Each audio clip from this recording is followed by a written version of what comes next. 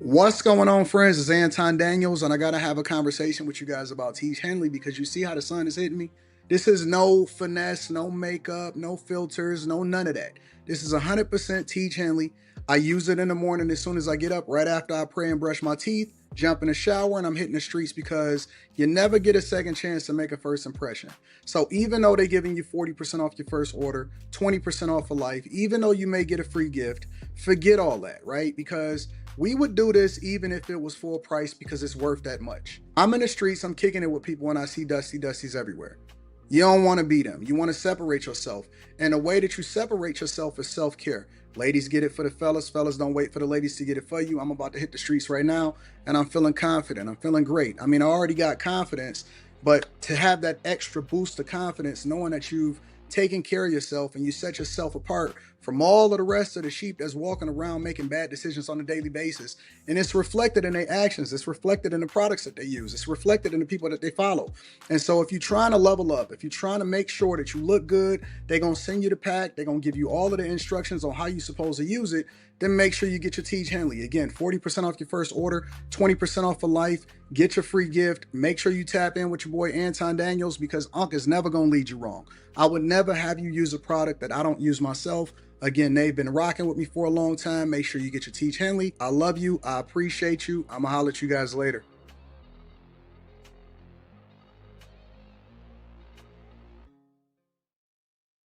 What's going on is I ain't even got my house coat on. Hold on for a second. Feel like I'm being underdressed right now. I'm underdressed. Give me a second. Let me get my life together. Oh man.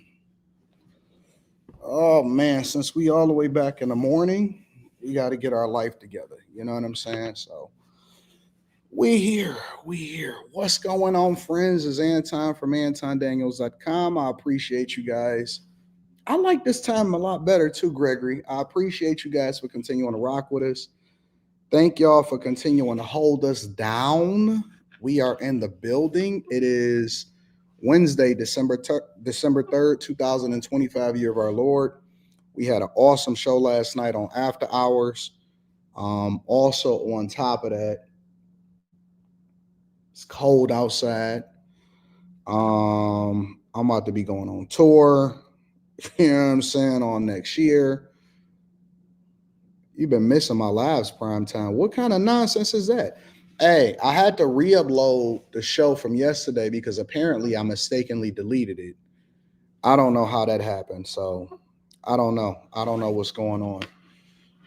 I'm surprised 80 not wearing thermals. It's cold. Wow, I could just turn the heat up. Ah. I could just turn the heat up. Why would I wear thermals? There's no point in wearing thermals. Just turn up the temperature. That's how you feel, you know. What's going on, friends? How y'all feeling? Man, life is incredible. Life is good. Good, good, good, good, good. Great, great, great, great, great. You know what I'm saying? What's up, ladies and gentlemen? Ladies and gentlemen of the jury, what's going on, friends? Liberals, people are pissed off. Liberal people are pissed off. What up, AD? Definitely just tap my heat up. You know, what places like this that have floor to ceiling windows all across, it gets cooler in here because, you know, even though it's well insulated, like when the sun is shining, it warms it up in here more. And so your temperature swings as far as what you got to put on your thermostat versus a regular place. It could be wild. It could be really, really wild swings. So it just depends, you know, because the actual windows be kind of cold because it's cold outside. So you got to deal with whatever that is. But I love all four seasons. There's nothing more beneficial than being able to experience all four seasons just for a little bit. You don't want to have it for a long time. And then you want to be able to get away from it and come back to it. So going to Tampa and it was 75, 70, 76 degrees and then coming back here. I'm not complaining. I'm not complaining. What up, Keisha? Keisha Holloman in the building. Keisha J is in the building. Got a bonus coming up. Oh, I love that. It's cold in ATL. What's the temperature in the ATL? Hassine gives me life, says Platinum Prophetess. Nice and sunny today though, but it's cold. Doesn't the sunlight damage the color of the furniture and the items, the furniture? I've never heard of that before in my entire life. Never heard of that before in my entire life. Anton, did you catch the new Trump accounts for the newborns? I did not because I don't have a newborn, so it was no reason for me to check that out. 55 here in San Antonio. I see you, OG Rihanna. Don't worship the white man. White man. Oh, Jesus. Here we go. Got a Dusty in here. Spot him, got him. Island Girl Stylie says, hey there, Anton. Did I get lost in the sauce? No, you ain't lost in the sauce. I just been working my butt off. I'm sorry about that. I'm going to make sure that I account for that. I'm going to get on my P's and Q's and get things taken care of. Apologies are in order. Apologies for Island Stylie are in order. Don't worry. I got you. Here in Indianapolis with the snow and cold. What else is going on in the chat before we get started with the show? I got to check in with my people.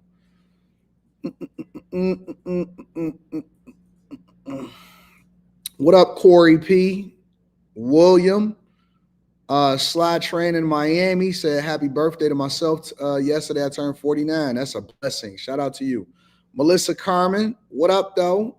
N Beck said, what is that, velvet?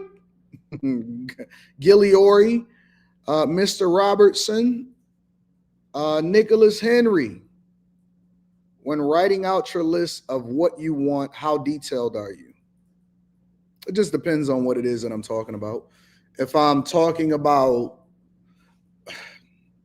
the list can have sub lists, or the list could have lists that lead into bigger lists. So let's just say, for example, you got 5,000 subscribers, but you really want 100,000 subscribers. So I might say, I need 10,000 subscribers. I need 20,000 subscribers. I need 50,000 subscribers, and I need 100,000 subscribers. So that could be like 5 different things on one list. So it don't have to be detailed, but you just have to have a list within lists to keep you on point so that you can be able to check stuff off, because those early victories are the things that keep you motivated. Memphis Tiger alumni 14. We working on this cold Wednesday. Good morning, DJ Bobby J. I got to actually go out and meet with my team to get one of these places rented out. So I might actually vlog today, and I might actually release a vlog.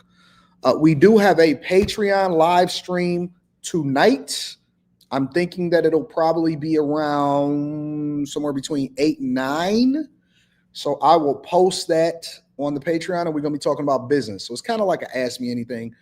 I got an agenda, but I have a feeling that when the chat and the people start asking questions, that it might get a little bit more detailed. So we're going to see what's going on. Anton, get rid of Q, please, big bro. Why do y'all, what? Are y'all smoking crack? Get the hell out of here. We don't get rid of people over here. You'd be in Bible study, yeah, but when you come out, you can come and watch the live stream. AD, why do people push the Burr method so hard? Because people want shortcuts, and they don't want to take the long way to success, which is much more profitable in the long run. And so people, in everything that people do, they're always going to try to get the short-term profits. Like, they're going to try to take the shortcuts. That's why casinos boom so hard, right?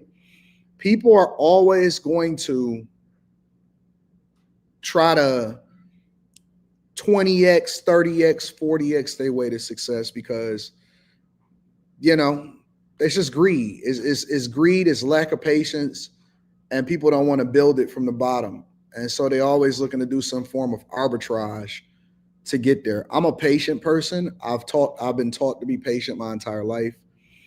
I'm patient when it comes to business and money. I'm patient when it comes to success. I'm patient when it comes to hoes. I'm patient when it comes to growth.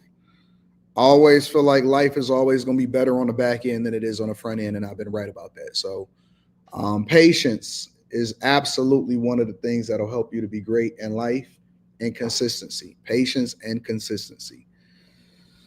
All right. I guess we can go ahead and get started with the show. What up, Lex?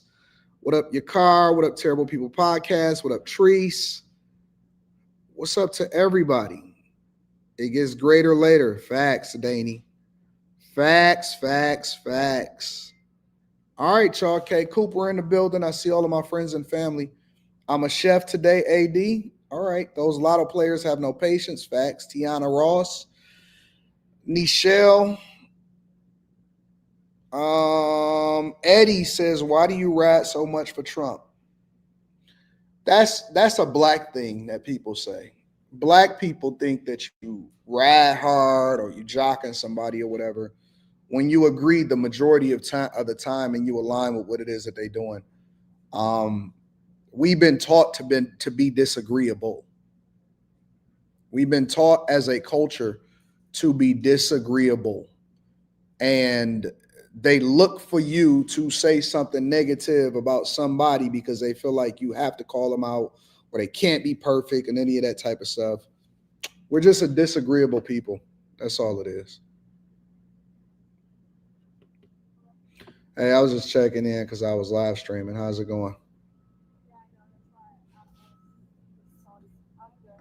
Everything great? Okay, cool. All right, sounds good. I like that. So you need anything? All right, I'll see you later today. All right, bye.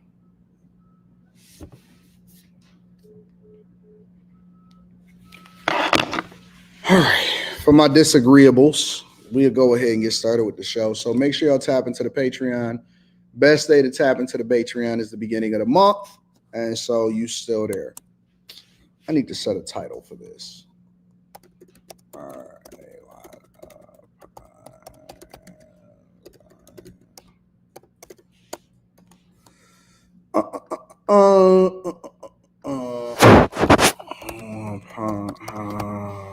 Podcasts. Let's talk about podcasts real quick. And then we're going to get to the thick of things.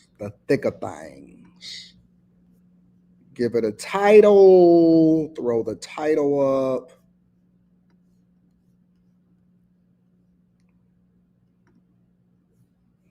All right. So for all of my disagreeable people, let's get into the show. So the first thing that I want to talk about is something that I noticed trending in the social media space. And so I said, you know what, let's have a little bit of a conversation about this. Let's spend 10, 12 minutes on it. And let's make sense of it because there are several different podcasts, both in this space, the hip hop space, the relationship space, and not just podcasts, but content creators as a whole. Every year, we basically get a drop-off list, right? Two of them that's been conversation pieces is one called The Bigger Picture and another one called The Need to Know Podcast, right? So I'm going to play a little bit of this one because both of them have announced. One of them on Hip Hop DX, one of them piloted, and one of the hosts is Elliot Wilson, which is a longtime hip hop journalist.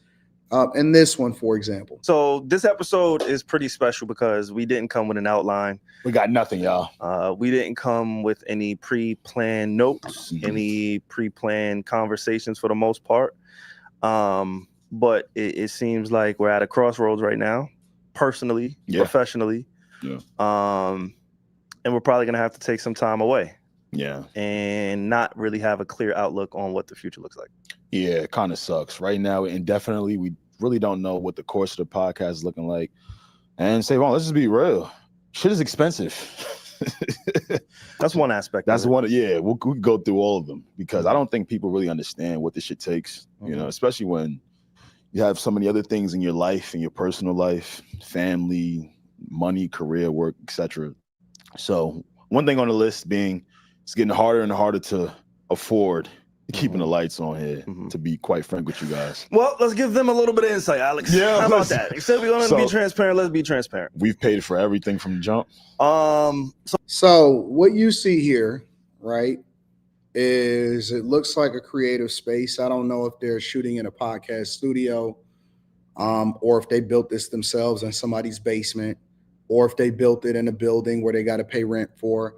I see TVs, lights, very high-end microphones, and audio, video looks crisp. Probably spent a lot on cameras, probably got some videographers in the background, some editors, all of that type of stuff. And so when people are saying, hey, man, this is getting expensive, and then the talent wants to get paid, right?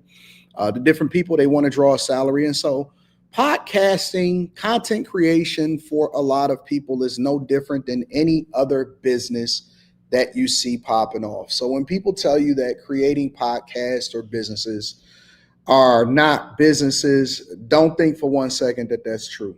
Any business where you generate revenue, when you try to put out meaningful products, content, talking point, whatever you want, whenever you putting out something that you want to get compensated for, it's a business. Trust me.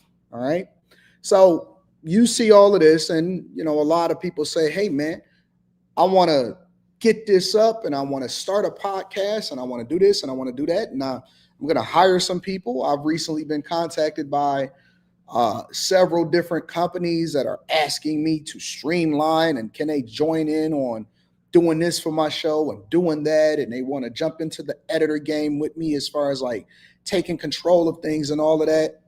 And I listen to them because I want to get as much information as possible. And a lot of these companies are actually companies that work with some of your favorite podcasts and stuff. And I want to know what their rates are. And a lot of these companies are taking 20% off top. You know me, I'm going to just tell you the truth. They're taking 20% of everything that we generate, right? Or that they generate. And so I ask them a question and I say, well, let me tell you something. I make a lot of money, literally hundreds of thousands and millions of dollars on a monthly basis. The type of revenue that I'm doing is crazy. What service are you truly offering me to where it would justify me giving you 20% or even 15% of what I'm doing?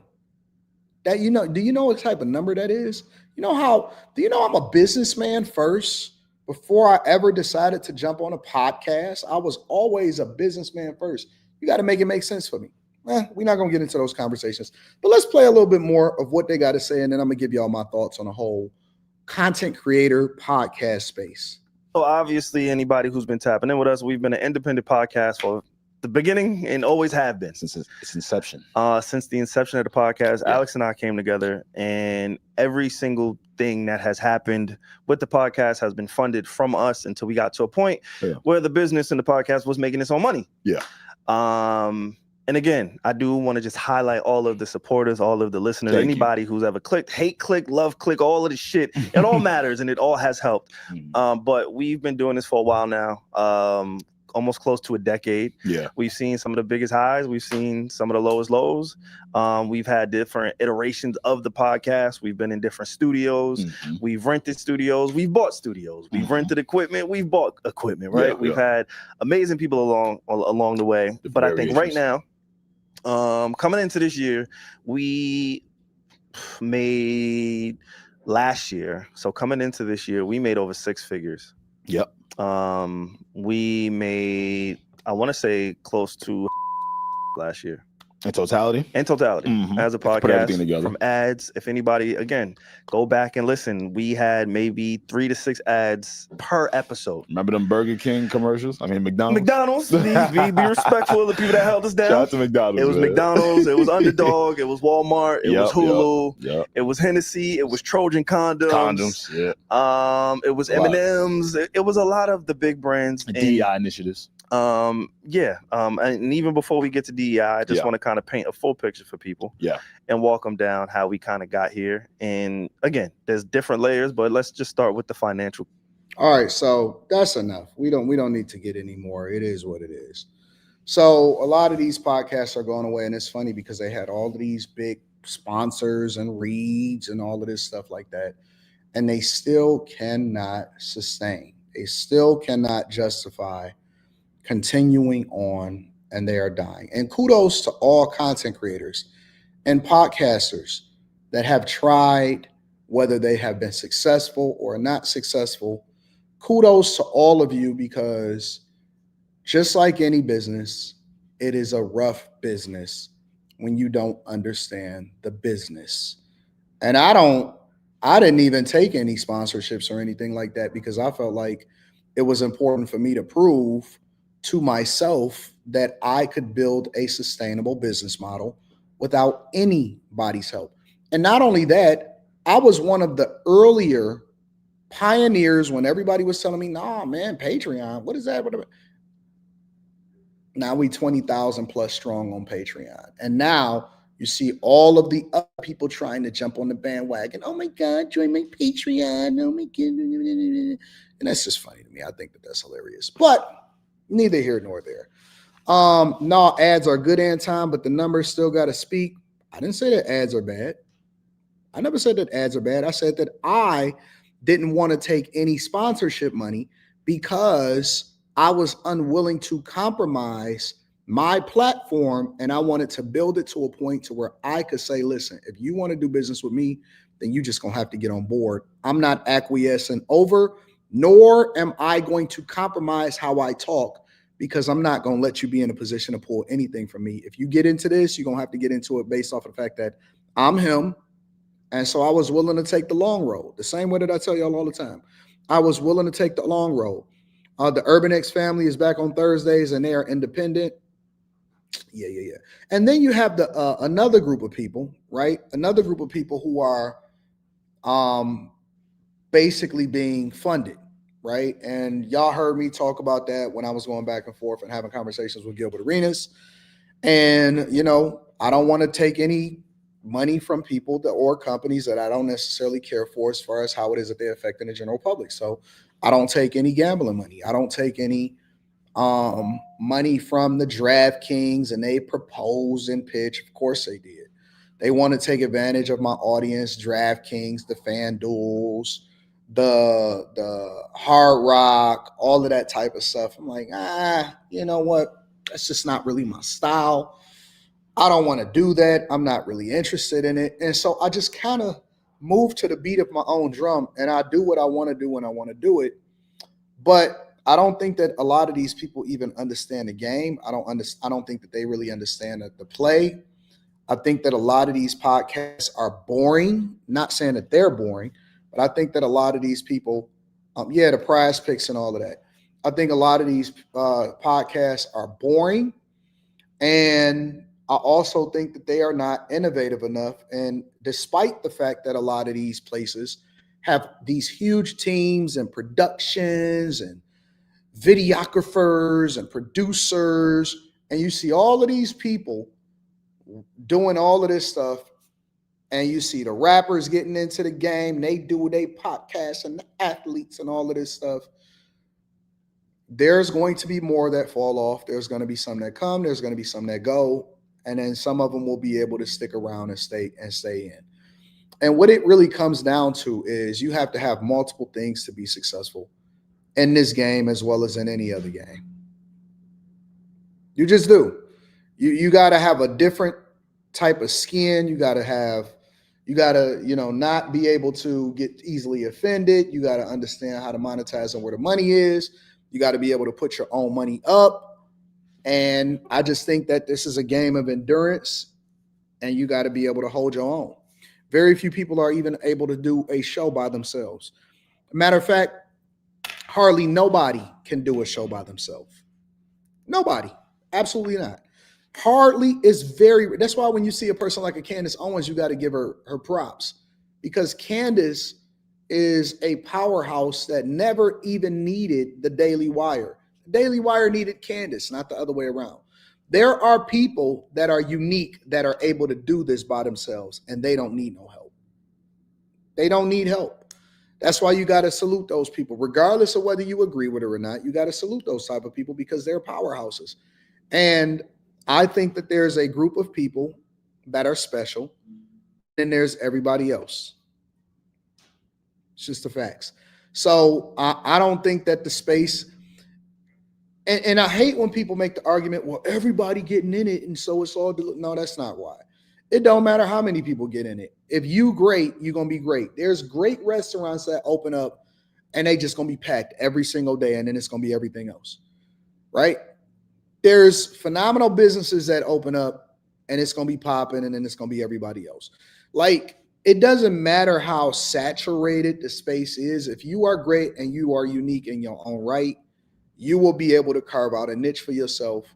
And if you are able to sustain while not depending on other people, and then leverage whatever it is that you get outside of that is a cherry on top, you can do it. You can absolutely do it. But it's just not for everybody. Everybody not built for it. Everybody don't need a microphone. Everybody not, it is what it is. I seen, on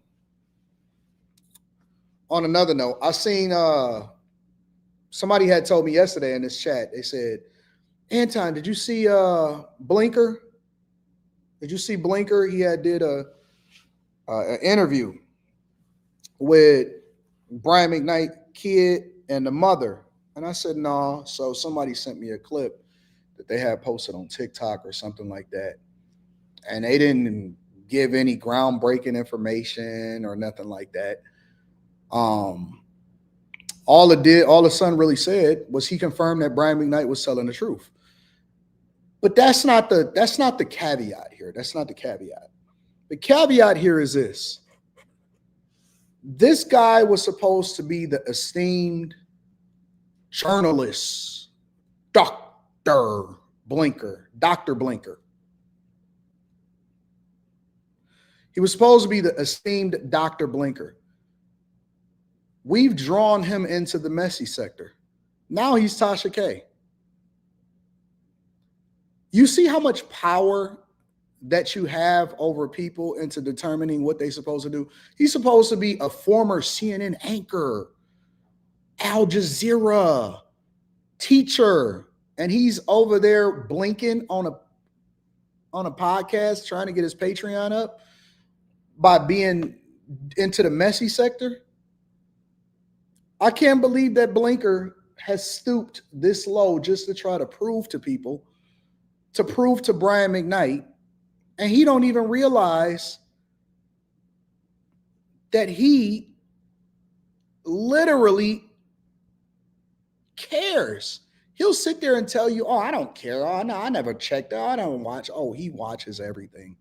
Blinker and his friends watch everything. So now we've reduced him to coming into the space. And I'm going to be honest with you. I don't think he's thinking for himself. I don't think he's thinking for him. Remember when we was telling you that he got a boss and that he has to get approval because we know that he has a track record of getting fired. That's not my opinion. That's not me talking mess about it. That's just the truth. We know that Blinker has a track record for getting fired almost everywhere that he goes. And I don't think that he would do well to come home to his family and say, you know what? The JBP has separated me from employment, and all I have is Al Jazeera, and I have to be on my P's and Q's. So Blinker has to be getting permission from his boss, and he has to be working in concert with his boss to be able to pull such a messy stunt that nobody gives a fuck about. Nobody cares. Shout out to Blinker, Dr. Blinker. And nobody cares, right? And so we know how they move. Now, because he has, well, I'm gonna save that. We're gonna save that one. All right, because I like the mud, and so we're gonna go through the mud a little bit. A little later, we're gonna save that one. We're gonna keep that one in the tub. Know what I'm saying, Blinker? So now these people are working behind the scenes because now they have become the industry, right? They are no different than the very record labels that they complain about because they don't want people like us to be able to say some of the stuff that we say, and they feel like we got too much sway, too much power. Because when they really started to look at the numbers, it's like, wait a minute, what the fuck is going on here? I don't know if you know, but people they don't like competition, justifiably so. Like, they're not the inclusive group of people that y'all think that they are. They want to exist on their own. And so this is one of the reasons why you have to build your own community separate from Blinker and company. Because let's be clear, we don't really care about Blinker because he's just a worker. I told y'all that this nigga is just, he the pawn. He the pawn. So everything that we look at who really controlling the strings. Remember, pawns have to get permission to move. And now that we've baited him into the same space that the Tasha K's exist in and all of that, your esteemed leader, Blinker no Blinker, has now reduced himself to coming onto Fight Club, and we conditioned ourselves for this, right? We've trained all of our content lives for these type of moments.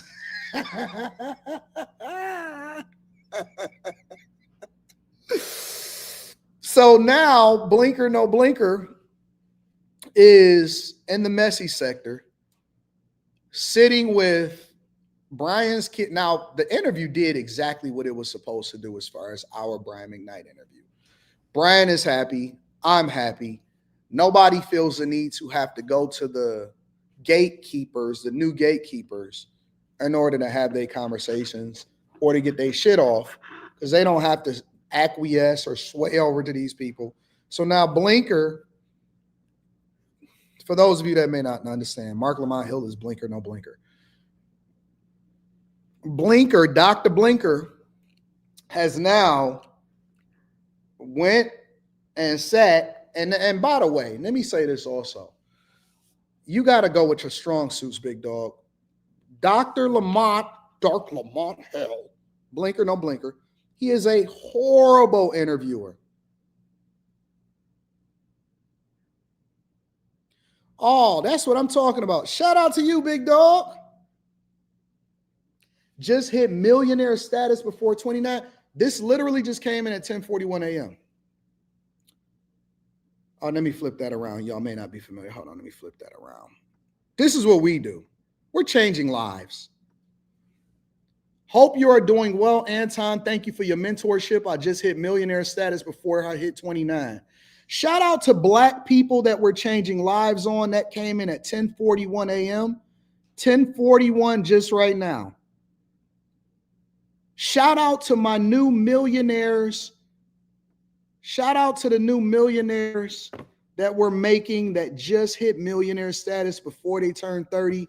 I love y'all. This is why I do it, because I have to make sure that my people, my community, get their money up. The way that you add value into the community is you give them character, but while you're developing their character, you have to make sure that they get the money. If you are not becoming a millionaire, if you are not a part of my tribe, which we add value, we don't just do messy.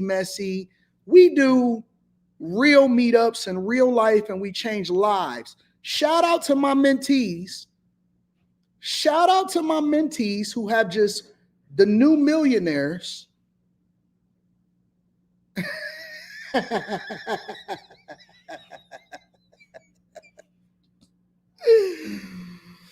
What was I saying? Oh, Blinker no Blinker. Bro, your interview skills are horrible. For you to be a creator, for you to be a person that's supposed to be a conversationalist, you are a horrible interviewer. Honestly, like, I need to mentor you, bro. Honestly, I need to mentor you. I really do. And then they tell me, they say, Anton, he's trying to find dirt on you. You should find a way, my nigga. Go find it. When you find it, let me know. Let me know your scholarly sources. I want to join in on it. But shout out to the new millionaires. Shout out to everybody that's a part of what it is that we do. I appreciate y'all. I love y'all. We have literally reduced what used to be esteemed,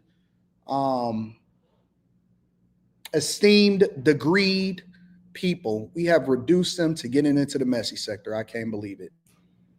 The hill has eyes.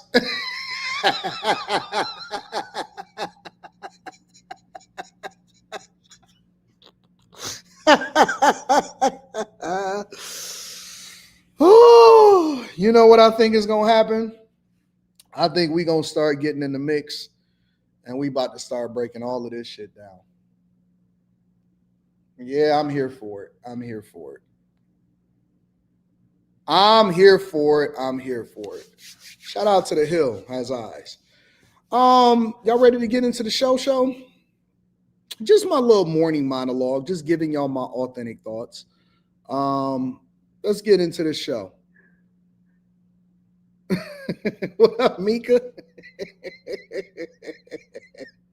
No, nobody parachuted behind me. They have construction going. Don't you see that big old crane? That's construction. They bringing stuff up, pulling it down, all of that stuff. All right, this nigga. Imagine going to talk to somebody's wife and child. Do you know what kind of mark you got to be? That's no pun intended. You know what kind of sucker you are to contact somebody's wife and child? That is wild, bro. That is wild. These niggas don't even know. Y'all keep telling me they from the streets, they from Philly and all of that shit. I would never do that. I would never do that. I would never reach out to somebody's wife. Who does that?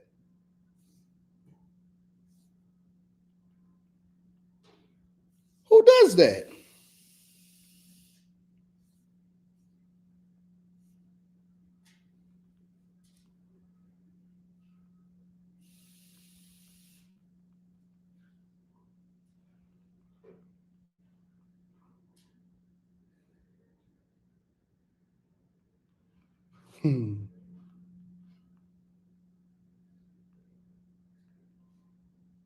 Violation.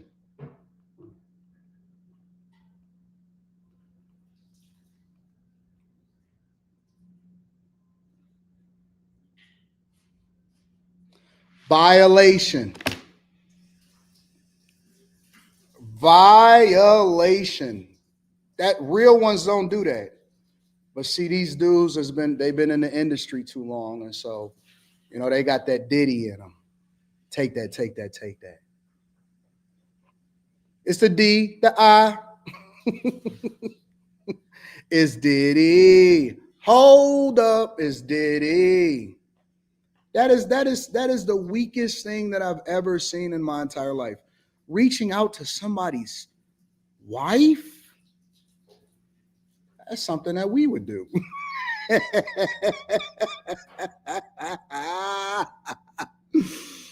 Oh man. Anyways, again, make sure you guys hit a like for the algorithm, subscribe to the channel, and turn on your notifications. Also, what else? Patreon live stream tonight. Make sure y'all tap into the Patreon. Link is in the description as well as pinned to the top of the chat. Y'all ready to get started with the show? Let me read some of these super chats. And let's see, super chats. And what else? Cash apps. Got to make sure that we acknowledge the people.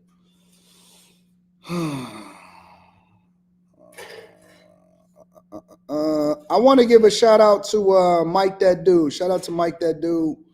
And I also want to acknowledge my dog, Spencer Campbell. What up to Spencer Campbell? What else is going on?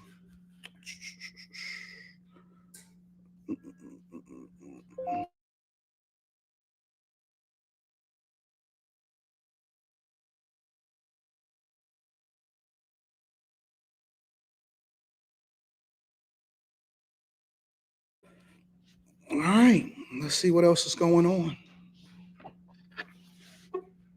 The crane looked like a drone. It's kind of like dope background thing or whatever.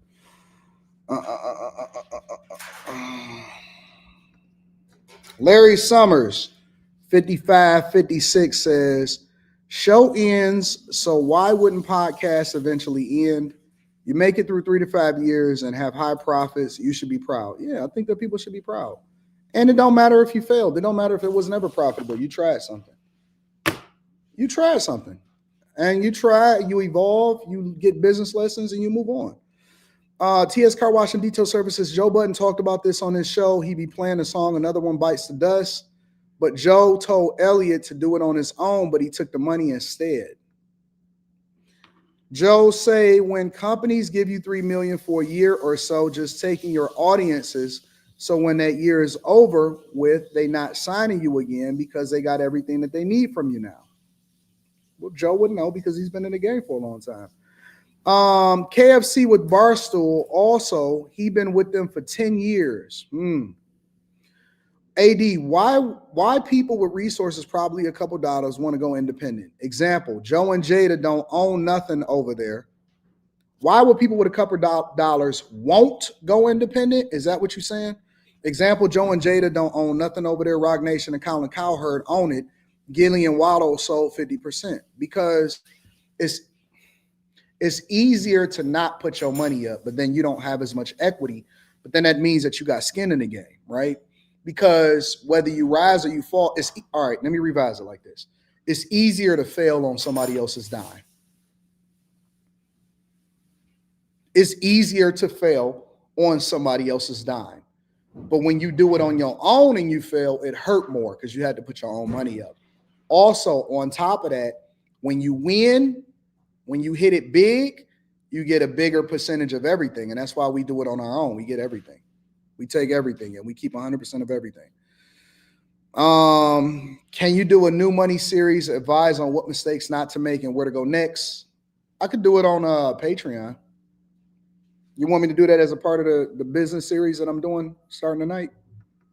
I got you, big dog. Shout out to Larry Summers. All right, so let's continue on with the show. Let's see. Y'all want to go straight into Trump? Let's go straight into Trump. Let's see. I think it's going to be a good conversation today. Trump. No, I don't want to do that one. Not that one. Let's get the full video. Let's start here. Yeah. Anton Daniels, Mr. President, do you think he should resign over the fraud scandal in his state? And who should? Tim Walz, over the fraud scandal in his state. Look, I think the man's a grossly incompetent man. I thought that from the day I watched JD destroy him in the debate. I was saying, who was more incompetent, that man or my man? I had a man and he had a man. They were both incompetent. And I had a man and a woman. I thought she was very incompetent too, but now she's leading the field. And I think she's leading the field in this, for the nomination. Anyway, look, that's up to them. That's up to the Democrats. You know, the problem with them is they have really bad policy. And I'm not going to say what it is because I don't want them to change it necessarily because I want to run against it, whether it's not going to be me, it's going to be somebody that's going to probably sitting at this table. It could be a couple of people sitting at this table. Could be a couple of people running together sitting at this table, you know, but I want them to win because we've done a great job for this country and I want that to be carried forward. And, you know, I think we have a tremendous bench, really a tremendous bench. But, no, I think that Walz is a grossly incompetent man. There's something wrong with him, okay? There's something wrong with him. And when you look at what he's done with Somalia, which is barely a country, you know, they have no anything. They just run around killing each other. There's no structure. And when I see somebody like Ilhan Omar, who I don't know at all, but I always watch her for years. I've watched her complain about our Constitution, how she's being treated badly. Our Constitution, the United States of America, is a bad place. Hates everybody, hates Jewish people, hates everybody. And I think she's an incompetent person. She's a real terrible person. But when I watch what is happening in Minnesota, the land of 1,000 lakes or however many lakes they have, they got a lot of lakes, but this beautiful place, and I see these people ripping it off, and now I'm understanding, and you're going to look at, I hear they ripped off Somalians, ripped off that state for billions of dollars, billions. every year, billions of dollars, and they contribute nothing. The welfare is like 88%. They contribute nothing. I don't want them in our country, I'll be honest with you. Okay? Somebody say, oh, that's not politically correct. I don't care. I don't want them in our country. Their country is no good for a reason. Their country stinks, and we don't want them in our country. I can say that about other countries too. I can say it about other countries too. We don't want them to hell. We have to rebuild our country. You know, our country's at a tipping point. We could go bad. We're at a tipping point. I don't know if people mind me saying that, but I'm saying it. We could go one way or the other, and we're going to go the wrong way if we keep taking in garbage into our country. He's 100% right. Ilhan Omar is garbage. She's garbage. Her friends are garbage. These aren't people that work. These aren't people that say, let's go, come on, let's make this place great. These are people that do nothing but complain. They complain. And from where they came from, they got nothing. You know, they came from paradise and they said, this isn't paradise. But when they come from hell and they complain and do nothing but bitch, we don't want them in our country.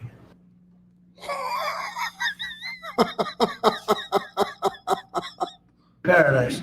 But when they come from hell and they complain and do nothing but bitch, we don't want them in our country. Let them go back to where they came from and fix it. Yo, shout out to the. Okay, so wait a minute. Who wouldn't like the president? Why would nobody? Why would y'all sit here and say that y'all don't love Trump? This is the greatest president in our lifetime.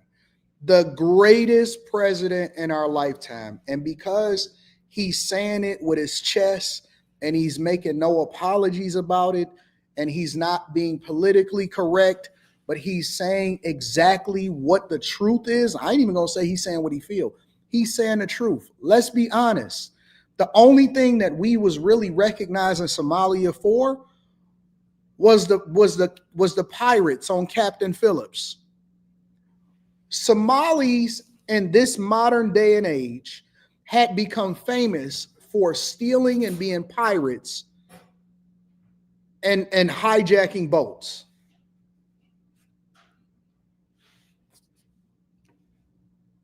All we knew was Tom Hanks and Captain Phillips. That's the only thing that we knew of Somalis. That's just the honest to God truth. That's the only thing we knew of Somalis. Captain Phillips. And then all of a sudden, y'all come over here and you get haughty. Can anybody pass the Grey Poupon? They got an 88% welfare. They living in Section 8 houses, and that means that they taking advantage of taxpayer money. While driving luxury cars. Yeah, everybody would be driving luxury cars if they can get their housing subsidized by taxpayers.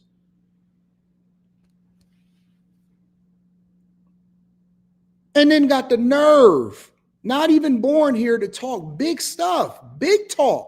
And see, it would be different if I haven't been there, but I've been there multiple times. I've been over to Minneapolis. I've been to St. Paul. I've been to the Twin Cities. I hung out there. I already showed y'all some of the footage of me being there. I was up on what was happening in Somalia before. See, I was talking about this years ago. And I was like, I asked the question and I said, why is it so many liberal time was over in Minneapolis looking at all of the ghetto booze. It's amazing. Liberal time was looking at the ghetto booze. Now to be normal than to be all extra and making it seem like you're bigger than what you are. I'm trying to retreat to be. Hold on, let me see. When I go out of town. Let me see.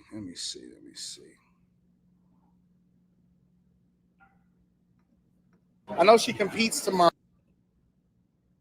About to get back in. There it is. I will be wrong, right? Holy crap, girl, shut the up. Let me see. Was I talking about Somalia? It get a little sketchy out here when it start getting dark outside. Just a little bit. A lot of bit. A lot of fire trucks. A lot of police activity. A lot of ambulance activity. It's a lot of seedy characters. And I was just on a train on the way back to downtown Minneapolis from the Mall of America. Got into it with a couple of little hood rats. So I've been telling you that I've been getting into it with I was in Minneapolis. Got into it, I seen some hood rats in there. I said, what's going on? What is happening over here in Minneapolis? Bro, I've been talking about what is going on in Minneapolis for a long time. What year was this? Let me see what year this was. 6 years ago. 6 years ago. I'm like, what is happening? See, I was doing 118,000 views 6 years ago. A lot of people will wake up and they say, oh man, Anton, you just got popping. Hey, somebody told me, some woman told me, she said, she didn't tell me. She was saying it on a live stream and she was asking another person that I'm real cool with. And she said, that's your platform. Nobody knew who they were until after you went on there. And then I'm looking at this and I'm like, damn, 6 years ago, just a regular vlog in Minneapolis, I was doing 118,000 views 6 years ago. So this was before the pandemic. Before the pandemic, we were doing numbers. Just say that you didn't know. Just say that you didn't know. Just say you wasn't aware. You know what I'm saying? Just say that you was not aware, because this was before Lapeef. This was before all of that stuff. Someone Facebook page under your name that uploads all of your YouTube reaction videos. I don't think it's somebody uploading all of my YouTube reaction videos.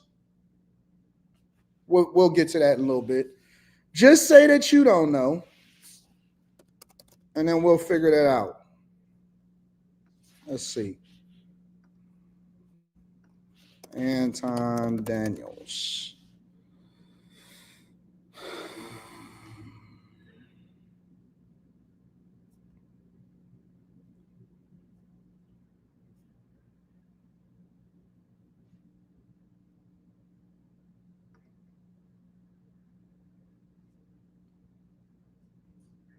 Where? What's it? Where is it? Send it to me. Email it to me so I can look at it.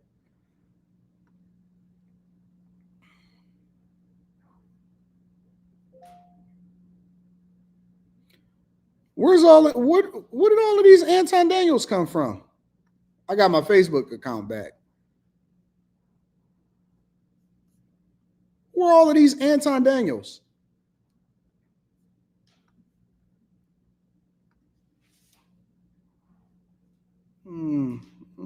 I don't know these folks.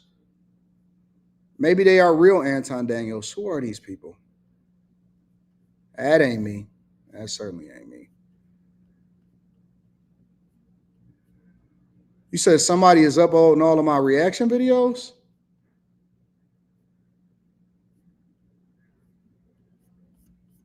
All right, let me see something. Give me a second. Let me figure this out. Let me figure this out.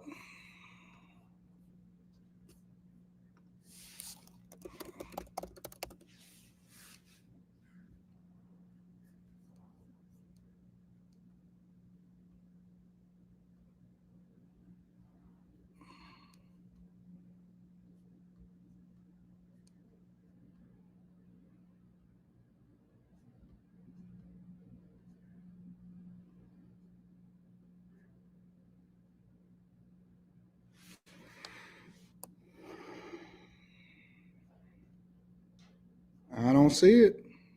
I don't see it.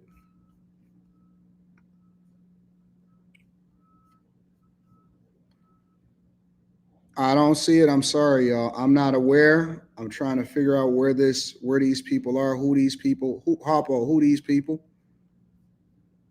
If y'all find it, let me know. Send it to me. A lot of times, what they also do, email it to me if you find it.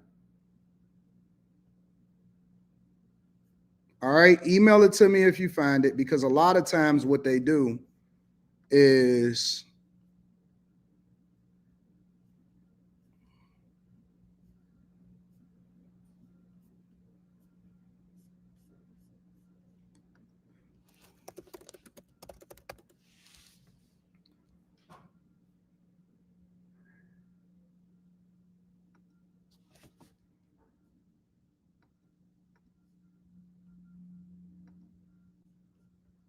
yeah, I can't find it. I'll get them removed as soon as you find them. But if you find them, then let me know. Send it to me in an email, and then I'll take care of it if y'all see it. All right. But I'll get there. If y'all see anything and anybody that's imitating me on Facebook, then send it to me, and I'll take care of it. All right. All right. Let's get back to Trump. Where was that at? Y'all taking my attention away from stuff. Y'all got to make sure that listen. Y'all got to tell me in between, because I get easily distracted, and then next thing you know, I'm going down this path that don't have nothing to do with anything.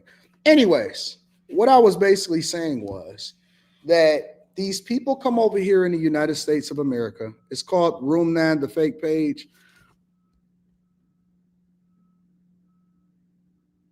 What fan page? Send it to me on an email, and then I'll check it out. Anyways, the point is that a lot of these people come over here into this country. They take advantage of our resources. They do so while using our tax dollars. And then ultimately, I thought Room 9 was Anton's page. It's a Room 9? Okay, hold on. Wait a minute. What the fuck y'all talking about? Now I got to find out what's going on.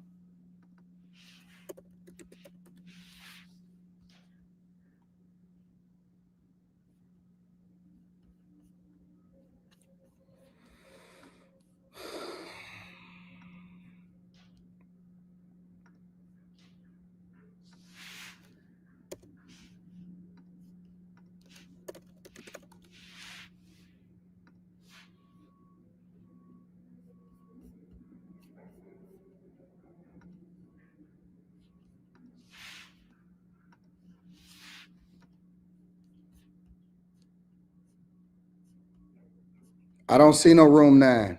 All right. I don't see a Room 9, but we'll get there. We'll get there. I don't see no Room 9 on Facebook. So we gonna rock out. All right, we good. Anyways, like I was saying, I'll dig around. It has 99,000 subs.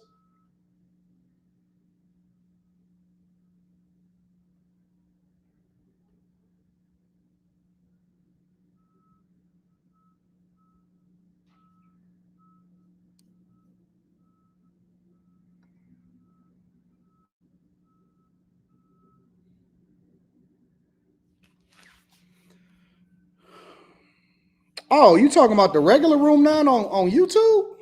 Yeah, that's my page.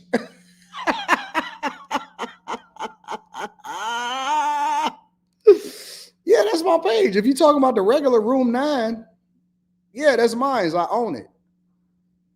Yes, I do own it. All right. Yep, I own that one. So Room 9 on YouTube is mine. All right, like I said, enough. Vamos. The point is that I think that Trump is absolutely right, and these people are a distraction. These people are not supposed to be here in the United States of America. They're taking advantage of what we got going on over here, and they're using it with taxpayer dollars. I don't think that Trump is wrong at all. I don't think that Trump is wrong at all, whatsoever. I think that he's dead on. And when did we become so sensitive to where you can't say what you're really thinking? When did we become so sensitive to where we can't say what we truly thinking? The reason why we love Trump is because he called it garbage. He said that the country is garbage. One thing I've never heard of in my entire life, I've never heard of anybody say, you know what? I want to go and visit Somalia.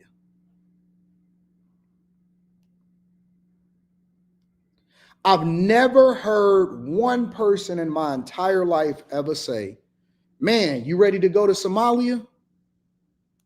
Can you even book a trip to Somalia? Let me see. Flights. Let's go to Somalia. Detroit to Somalia. And East Africa. Let's explore.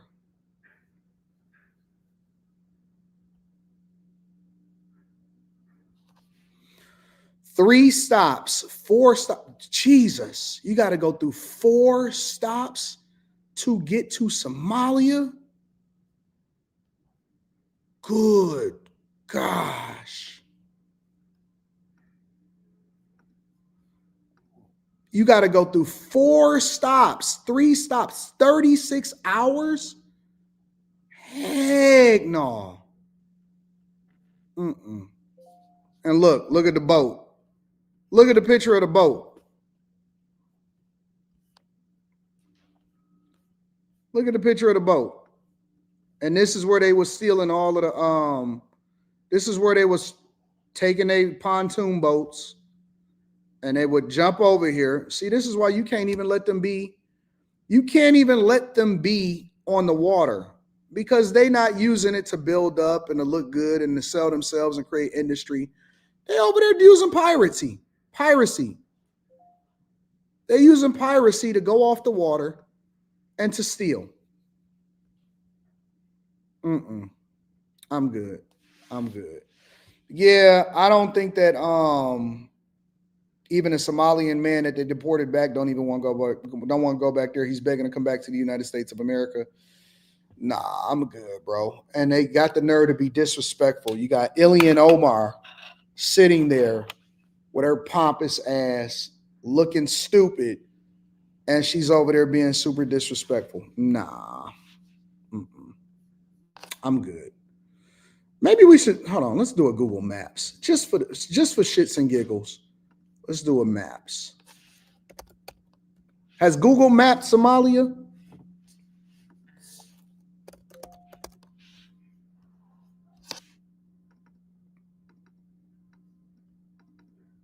I don't think that Google has mapped Somalia at all. What's the major city in Somalia?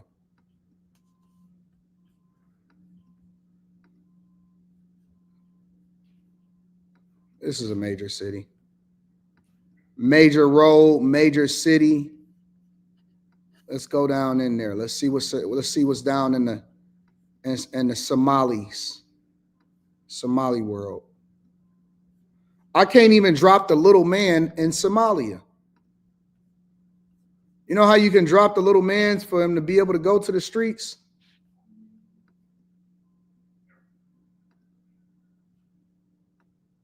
I can't even drop the little man there. Street view. Can I do a street view anywhere in Somalia? No street views. You can only look at it from terrain, traffic. You can only look at it from a satellite. No street views. This entire city right here. You can't do no street views. That's crazy. What's the next major city in Somalia?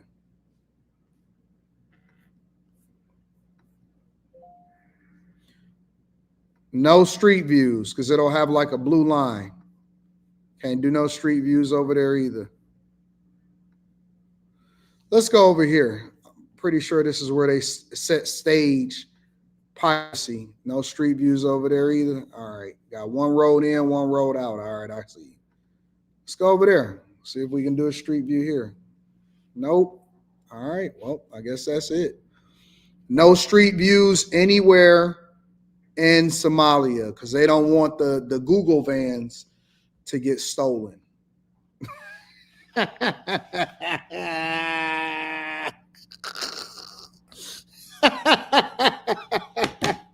Even Google said, nope. You can't go nowhere without even being able to have Google. Google work everywhere. Google work everywhere. And then you got this woman right here. Let me share this with y'all. Can't believe it. Can't believe it.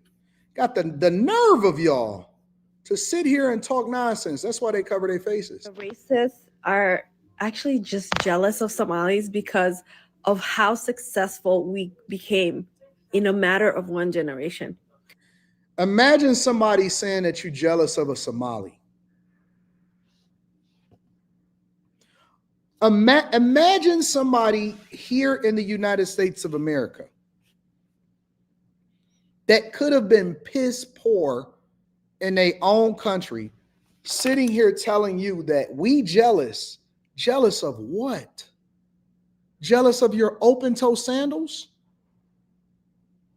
What have Somalis ever done anywhere?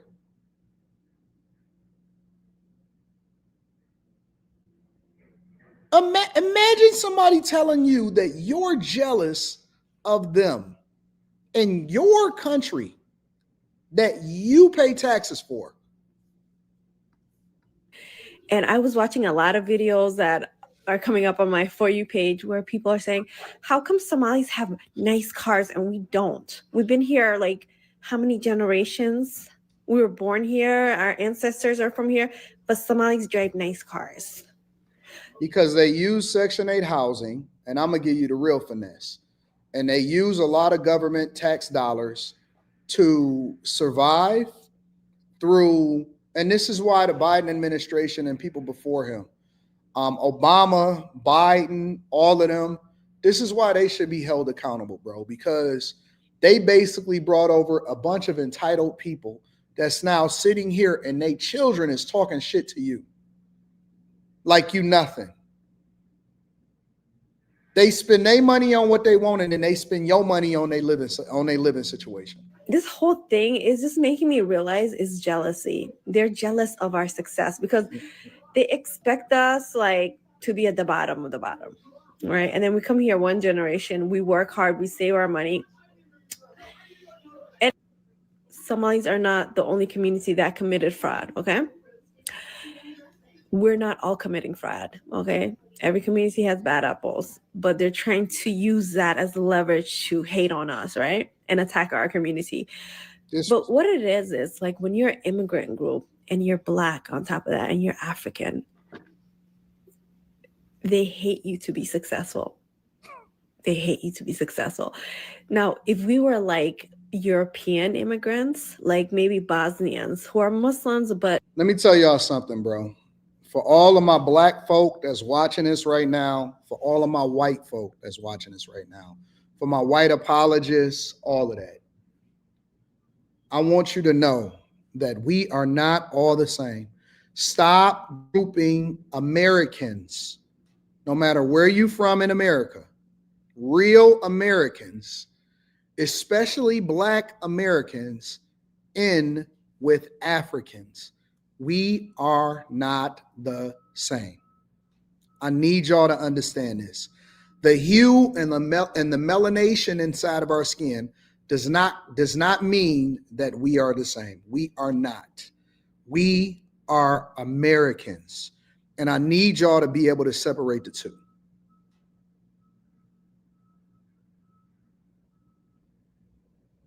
We are not the same. We are Americans. I want you to remember that. Do not sit here. If y'all can keep on going back there if y'all want to, y'all can feel like y'all need to be a part of the motherland and all of that. No, we are not the same. I am an American inside of the United States of America. I embody Christian values. We pledge allegiance to the flag. We are governed by the Constitution. We have our own culture. We are not the same. Stop. Listen. We are much more closer to Caucasians and white people in the United States of America than we ever will be. And I say this with my chest, and I know that this is going to bother some of y'all. And listen, I know y'all listen to me all over the place, but I got to help you to understand something. I'm staking my claim, and I think that everybody else should too, because people think that they can come over here and do what the fuck they want to do. No, you are blessed and you're privileged to be here. We are closer in brotherhood to white people here in the United States of America than we ever will be to Africans, to Somalians, to Jamaicans, to people in Ghana,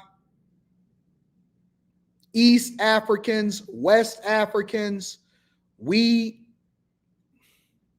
are closer to white people than we are to these Nigerians, Liberians, librarians. I don't give a fuck where you from. We are Americans. Now, that does not mean that Africans and Nigerians are bad people. It means that when you come over here or when you address us, you acknowledge us as such.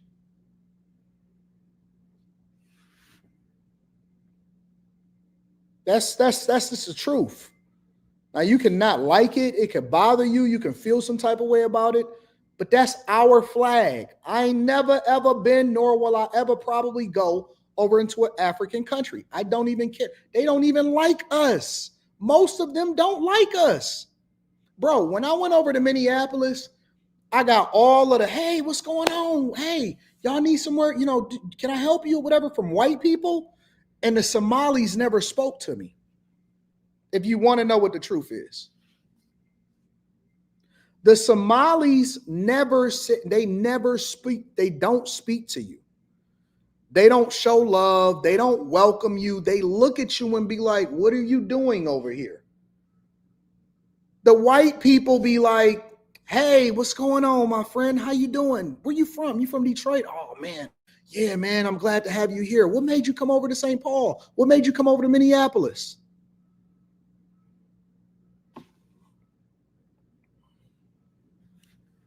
That's the honest to God truth. That is my personal experience multiple times visiting Minneapolis.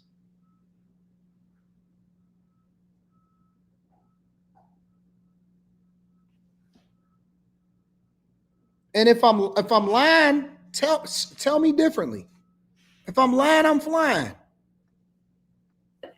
Or Russians, and they become successful. Nobody would blink an eye because they're white. But the fact that we're brown people from Africa, you know what I mean? It kills them. Because the way we move, we don't move like we're inferior to anybody, right? And it's bothering them.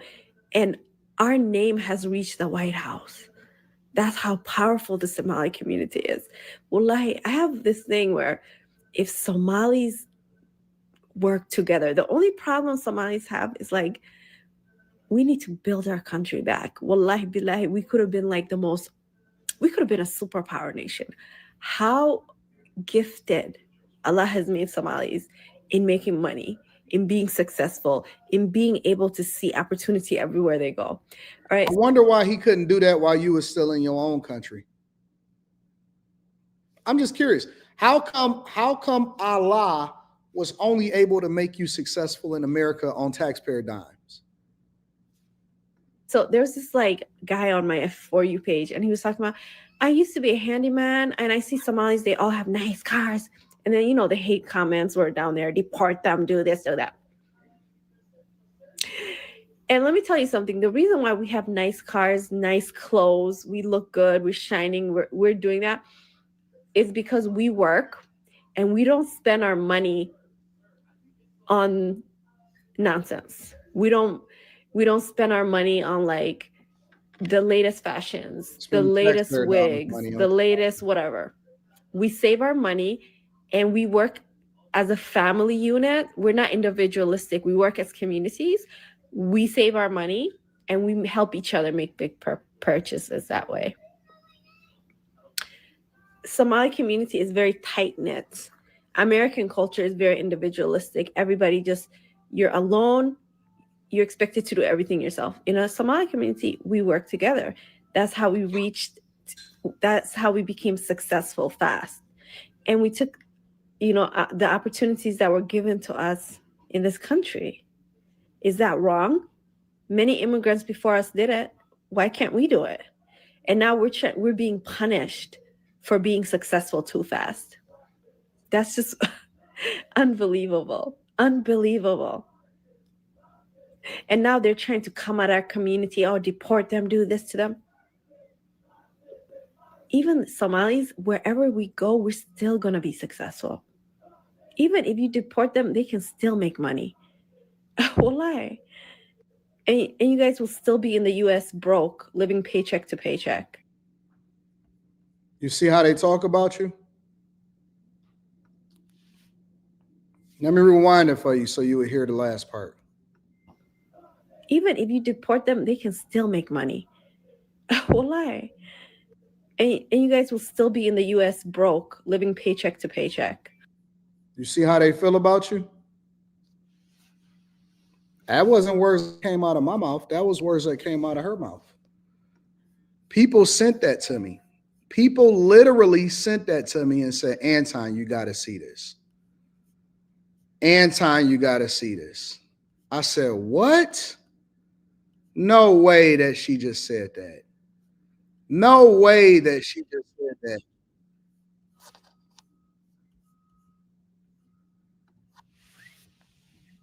No way that the boss Chica, that's her name, Malika, the boss Chica, said that. I said, what in the world is, because I always like to give credit to the content creators, regardless of whether I agree or not. The boss Chica, shout out to my girl Molly, said that. I couldn't believe it. I said, no way, no how am I sitting here listening to a person say this wild stuff about us here in the United States of America. And y'all will sit there and get mad at Trump for calling a spade a spade. Trump just said it for real. He was like, listen, these people come over here, they disrespect us inside of the United States of America. They never had nothing before they got here. And then they take our money and they send it back home, and y'all expect for us to be able to accommodate us. Crazy. I rock with snow hares. Shout out to my snow bunnies. Shout out to my snow hares. Shout out to my pink toes. Shout out to my hamsters. Shout out to my black women, my white women, the white guys, the black guys. Shout out to American citizens who respect this country, who pledge allegiance to the flag, the Mexicans, Hispanics, Asians, right? Respect to everybody that actually acknowledge what goes on here in America, and they acclimate and they adjust and they embrace American culture and they pour back into this country because of the opportunity that was afforded to you, built on the backs of slaves and white people here in this United States of America. Pay homage and acknowledge the history and then be blessed. But don't come over here talking nonsense and expect for us to be over here sitting here trying to make you comfortable at our table. That's the truth. That's the honest to God truth. We love you from a distance until you acknowledge what has happened here And then we can have a conversation. But until then, it's crazy.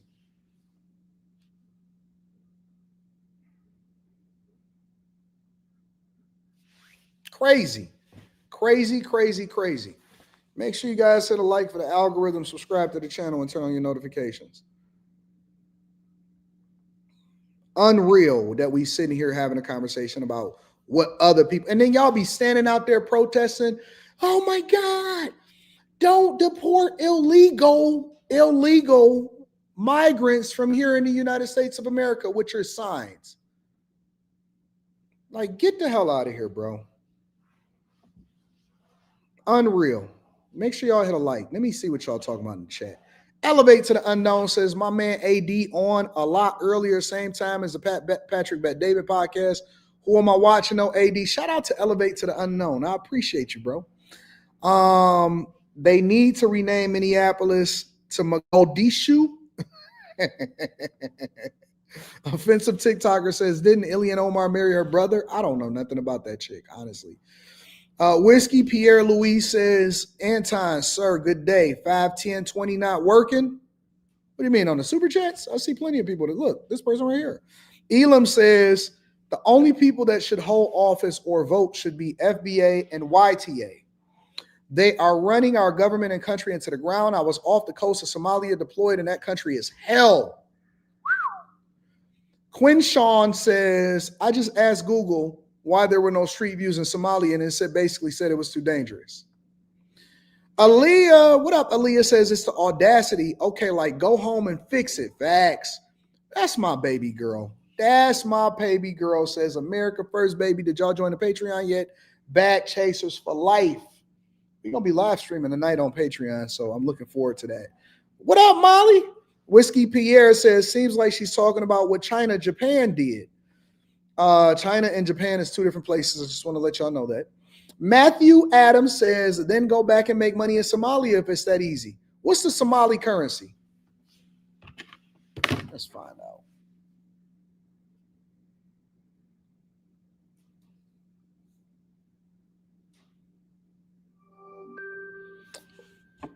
What's the currency in Somalia? The currency in Somalia is the Somali shilling. Are you interested in the current exchange rate with another currency? Yeah, tell me the exchange rate with the American dollar.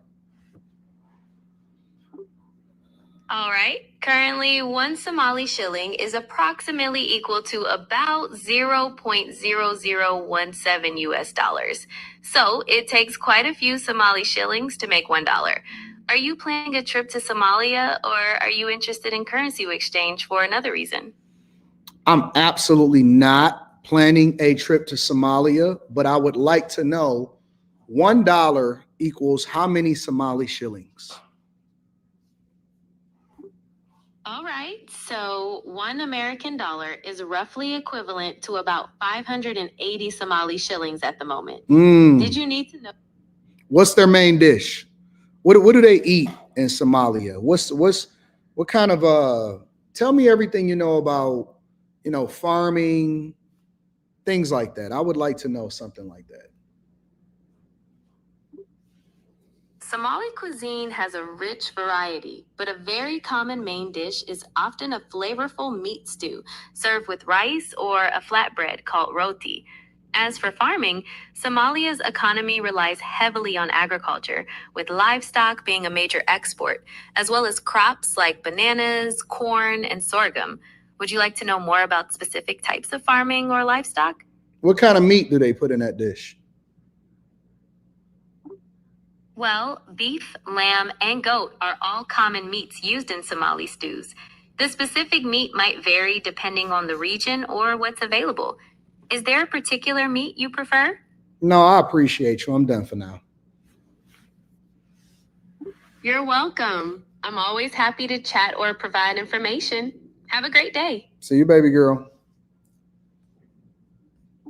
Well, as an AI, I don't have a gender like humans do. I'm just here to provide information and help you out. What are you interested in learning more about? Nothing right now. I want you to go away, and since you don't have a gender, we don't have anything to talk about right now, okay?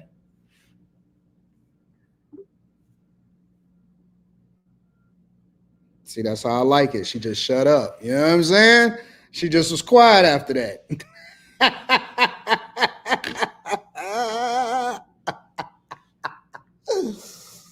Oh, tried to hit me with the DEI. I don't like that. Every Google business link I clicked was just show people with dusty clothes and sandals while dancing. That's not Siri. Why do y'all keep saying Siri? That's not Siri. Anton, I wish you could definitely get in contact with some locals in Minneapolis. It says Eric Williams. Rita Cameroon says the super sick. What up, Rita Cameroon? I like your name. Eric Williams says, I can tell you what, bro. I got family in Minneapolis that's been there since 1960, and they could definitely tell you some stories about the Somalis. All right. I got that. I got you. Let me acknowledge some of the people that also support me on Cash App. Y'all over there, I think Courtney Egger over there throwing big bags. Yep, Courtney Egger over here throwing big bags. Says, for supporting my friend in a possible coaching call. All right, let me get that together. Shout out to A. Wyatt. Says, Taz Deacon. I appreciate you, A. Wyatt. You need 571 shillings to make up $1. Wayne Leonard says, what's good, AD? Can you discuss the Amazon NVIDIA AI chip deal? I was going to talk about AI, but I thought I was going to talk about it something different. I could discuss it tomorrow, though. Whiskey Pierre Louis says AI is gender fluid. Shout it, baby girl. Nice. Baby girl. All right, y'all. Let me see what else is going on out here in these streets. We talked about podcasts. We talked about Trump on Somalis, the Somali woman. Before we get into the financial stuff, we got to get into a little bit of a messy stuff. So I want to talk about 50 and Diddy. So we kind of talked about that yesterday. And I want to talk about California pastor. Let's go to the California pastor first. Baby girl. Where's the California pastor? Let me know if y'all heard this story. Here in Torrance, people who know the pastor, they are shocked and quite frankly struggling to believe the criminal charge against him. My soul cries out, hallelujah! I thank God for saving me. A self-proclaimed man of God goes from the pulpit to a public walk of shame, to a courtroom to face serious allegations involving a minor. Sir, is your true Courtroom of God goes from the pulpit to a public walk of shame, to a courtroom to face serious allegations involving a minor. Sir, is your true and correct name James David Stockton III? Yes. 54-year-old James Stockton, a senior pastor at the South Bay Church of God, is facing a felony charge of arranging a meeting with a minor for lewd purposes. He pled not guilty. There is no actual picture. These are the ones that we trust, and we should be able to trust them with our kids. Antoine is the founder of an online citizen group called Codfished. Members chat with adults who believe they're talking with a minor for the purpose of a sexual encounter. So he very well knew that he was talking to somebody underage. These are the text exchanges allegedly between Pastor Stockton and the person pretending to be a 16-year-old boy. Hold on, dog. Hold on, big dog. Hold on 1 second.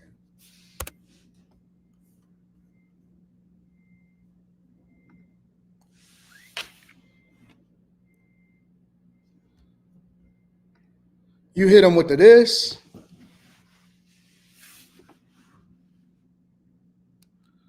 You hit him with the this. Bro, you diabolical, bro. You're diabolical. If you hit him with the this,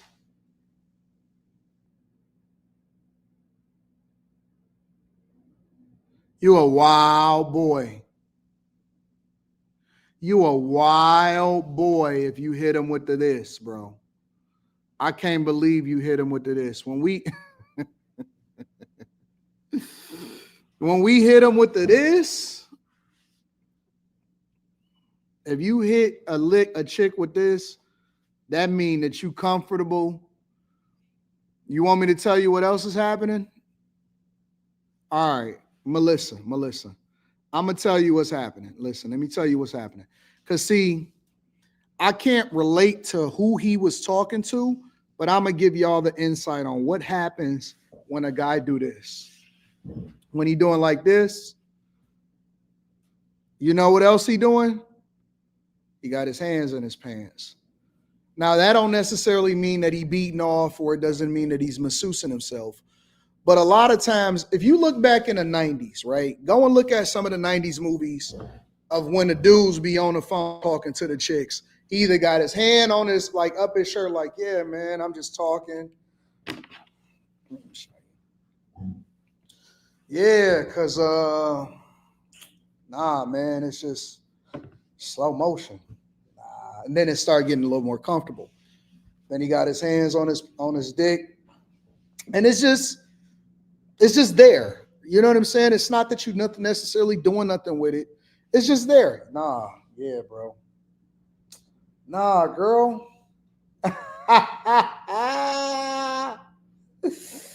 Nah, man. Can your voice get a little lower? Nah. Why are you tripping? Tell your mama. Because, you know, you was in high school, right? Tell your mama I love her. No, I love your mama, man. Yeah. So what y'all got up? You got a homegirl for my homeboy? And he just got his hands in his pants. That's just what it was. When you lay, most guys, I don't know if some of y'all was raised by your mama, so you may not be aware of this. Yeah, chilling like a motherfucker. You know, you get it. So you laid out, you got your hand, yeah, man, whatever. So usually, if you're laying like this, TM speaks. If you laying like this, you just talking, you shooting game. You know what I'm saying? The vibe, one hand on your head or on the phone, or usually you can prop the phone up. You know what I'm saying? Nowadays, you got speakerphone. Back in the day, we used to have the cordless. But nowadays, you got speakerphone, so you just set the speakerphone up. You lay it on the couch. And you know what I'm saying? You got your one head, you scratching your head, trying to figure out. The other hand is in your pants. Trying to see something, Will Nola. Facts. I'm going to give you the real play. I'm going to tell you what's really happening right here. That's what's really happening, except for in this case,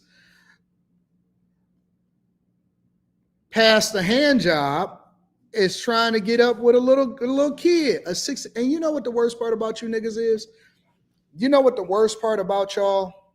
And this is why I'm adamantly, I think that y'all typing, if you get caught and you, without a shadow of a doubt, is known to be messing with a little kid, you need to be castrated.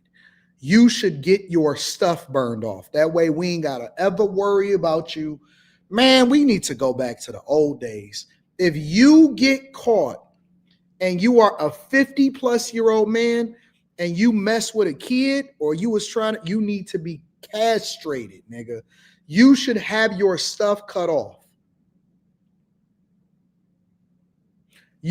I stand on this, honestly. I stand on this. I believe we need to bring back cutting off and just completely removing your ability to procreate or get your stuff off. Serious. Because there's no reason. And that way, we just completely deter any kind of activity. And you know what let me tell you what the worst part about this conversation is. Not only are they trying to talk to a little kid, he tried to talk, allegedly, tried to talk to a little boy. A little boy, a boy, tried to solicit, allegedly, according to what this is saying, a boy. What the fuck is wrong with you niggas? You have a demon on your shoulders. Something is seriously, I know that y'all think that y'all normal. You walk around like everything is cool. Bro, if you trying to get some boy butt, something is seriously wrong with you. You have something wrong in your spirit, in your soul. Real talk, bro. Honest to God. Very few things that I could ever think of is any worse than this. That's crazy. That is insane, bro. Let's look at the text messages. Between Pastor Stockton and the person pretending to be a 16-year-old boy. In this one, Stockton appears to send a selfie asking what time you get out of school today. Here, Stockton allegedly texted, "I promise to be gentle and make sure you are enjoying it."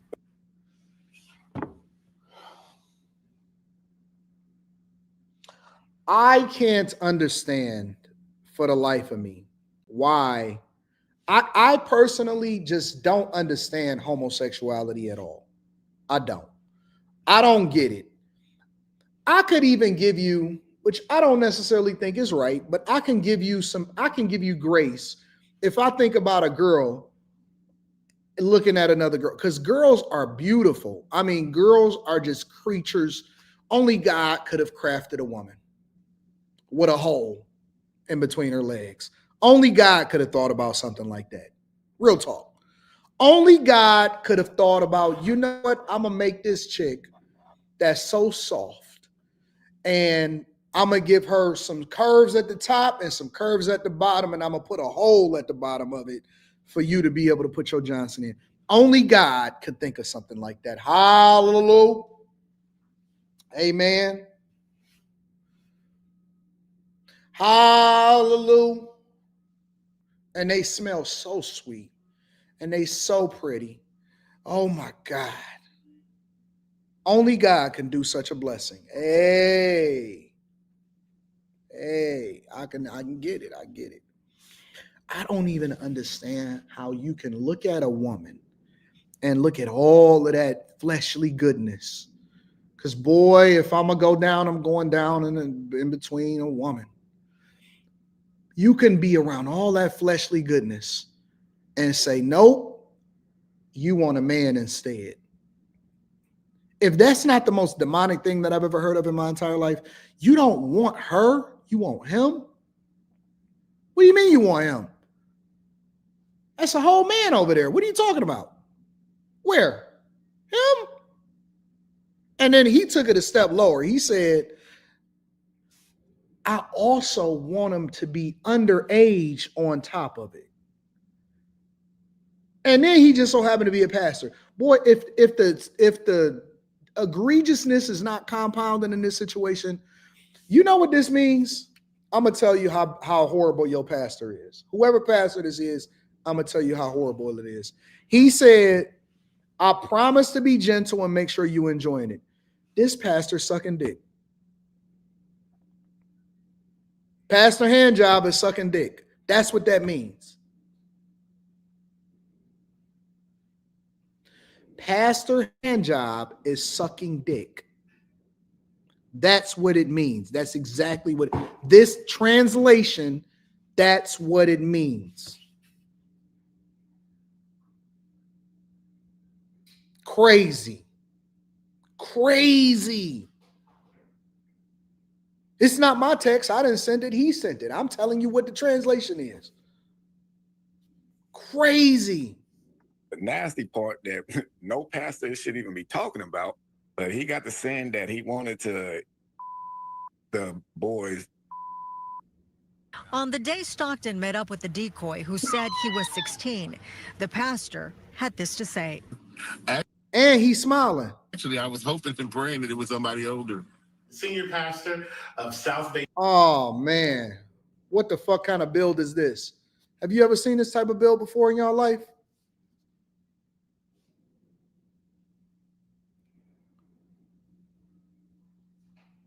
Have you ever seen such a bill? What kind of bill is this?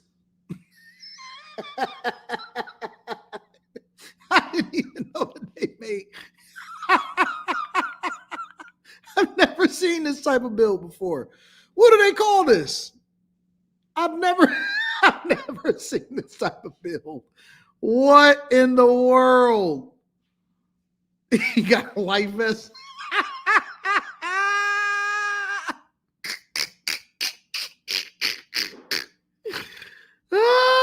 Y'all are wild. Oh man.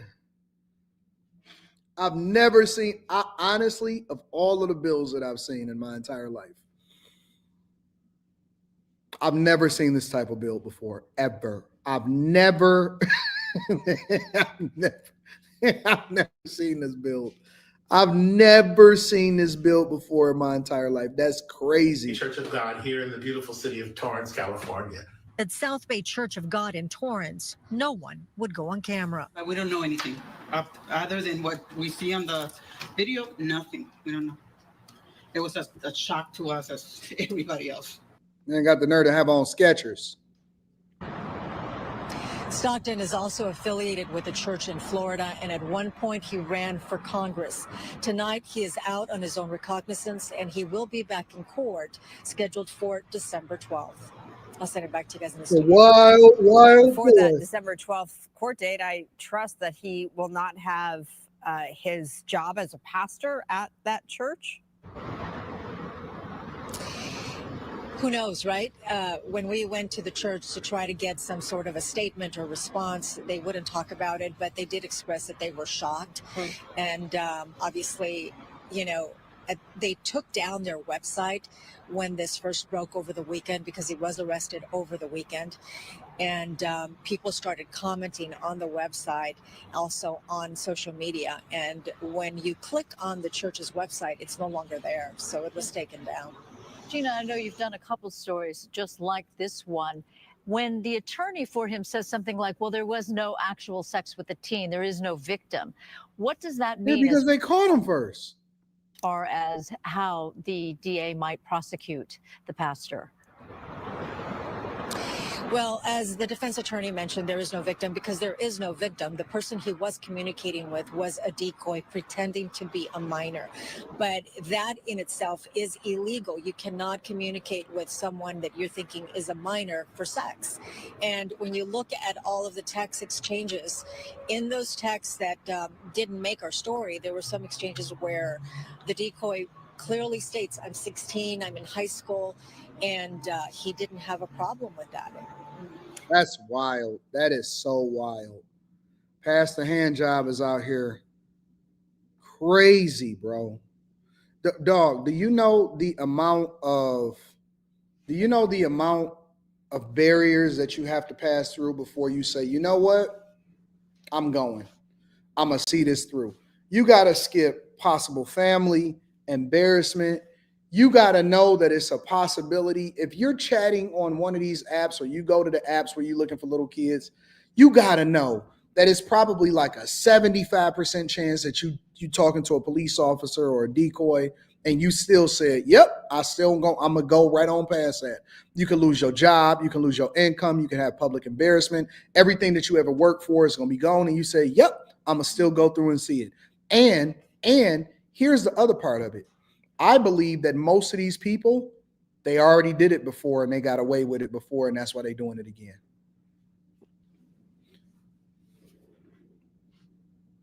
They already did it before and they got away with it, and I'm wondering who they did it to. I don't think that most of these people that get caught that it's the first time that they ever just did it at all. At all. At all. Not at all. Man, dog, that is crazy. That is absolutely insane to think that somebody would go through and push past everything that can happen negatively to you and you see it through. That is insane. That ain't, honestly, I think that that's nothing but demonic activity all day long. All day long has to be demonic activity. Make sure you guys hit a like for the algorithm, subscribe to the channel, and turn on your notifications, and make sure you protect your children. Protect your kids and keep them out the way. Good grief. Tia Marie says, listen to Sade's song Pearl's first 3 lyrics says it all. But now they've made it. Love you, AD. I love you too, Tia Marie. You've been rocking with me for years. Some of y'all been holding me down for years. Whiskey Pierre says, sir, you killing me. Spit out my coffee laughing this morning. Be a Man podcast says, he a 10, I'm 10 looking, eh? Shaped like the Wi-Fi symbol.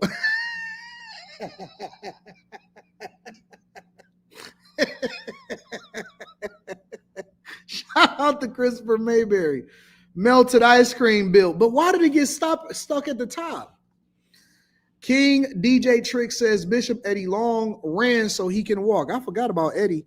That's Pastor Jamal Bryan is the pastor of that church now, huh? That just proves to you that all you got to do is have enough support for where people don't want to actually remove this whole foundation of how this thing was built in the first place, and they're willing to still let it stand, and they just gonna find somebody else to step in its place. Ain't that crazy? They've erased the entire history of the church, and they've replaced it with a new pastor, and over time we've forgotten about what was happening at that church. Crazy, right? Insane. Built like a Crash Bandicoot villain. Oh my God. Anton, I have 5 kids myself, decoy or not, jail time. Man, it's crazy out here. Crazy out here. We listen, bro. I'm not happy about what I see happening in culture and in society. I think it's wrong. And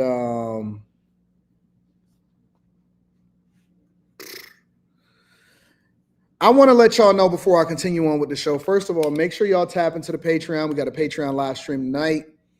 But in addition to that, I want to let y'all know separately that I love y'all. I know I say it often. I know I try to acknowledge y'all regularly. I know that y'all often hear me, so sometimes you become numb to it. But I know y'all personally, a lot of y'all by name, some of y'all in person, some of y'all I've seen in person, some of y'all I've met out in the streets, others of you I've met at the meetups. Some of y'all now work for me. Some of y'all now have become bag chasers. I just want to let y'all know that regardless of what's happening in politics, society, life, no matter what city that you in, I genuinely love you guys. The one thing that I look forward to in the morning when I wake up in the morning, right after I pray, right after I acknowledge God for waking me up in the morning, is I start thinking about what value I can add into y'all life. So I just want to I want to remind y'all that even though some of y'all have never met me before, eventually you will. Hopefully sooner rather than later. And when you see me, show me love, because I'm better in person than I am online. Honestly. Like, they be saying stuff like never meet your heroes. I'm not saying that I'm your hero, but what I am saying is I'm a vibe, man. I'm fun. I'm a fun person to be around. You know what I'm saying? Y'all gotta come and kick it with me. Love me too? She said, I love you too, baby. Yeah. Oh man. Oh, don't say you love me too, baby. Because you know me, I start getting I start feeling some type of way about that. What up, Melissa? Says, thank you, Anton. I can tell you are sincere and really love the people. I do. And shout out to the person that texted me that said that they just now became a millionaire at 29 and that the mentorship led them into that. Such a blessing. I'm gonna put that up again because I want people to see it, what they realize, with their own eyes.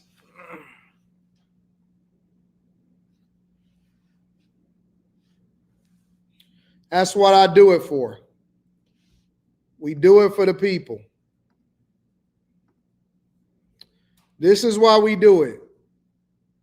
Thank you for your mentorship. I just hit millionaire status before I turn 29. Before you get 30, I want you to do it faster than I did it. Before you turn 30, at 25, 26, now remember the character got to come along with it. Before you turn 30, I'm determined to make every last one of my bag chasers successful in their own right. Fuck what they talking about. Fuck this protesting. The best way for you to protest is to ensure that you make yourself rich and you can get your family in the space that they're supposed to be in. No, Great Red Dragon. Great Red Dragon, you always want to move over into the messy. We got all day. We talk about messy shit all day. But the minute that we start acknowledging people and giving praise and giving props and saying awesome things, now you want to hurry up and get back to the messy. We're going to take our time. Anybody that's ever been in a coaching session with me, if they've ever told me something that they've been successful at, I take a moment out and I say, nah, because we got the rest of this meeting to have a conversation about what you're supposed to do. But we're going to take a minute to give you the same energy and give you the praise when you do something that you're supposed to do, when you do something awesome. We're not going to harp on just the negative. If y'all want to tap into the Patreon, the link is in the description and it's pinned to the top of the chat. All right.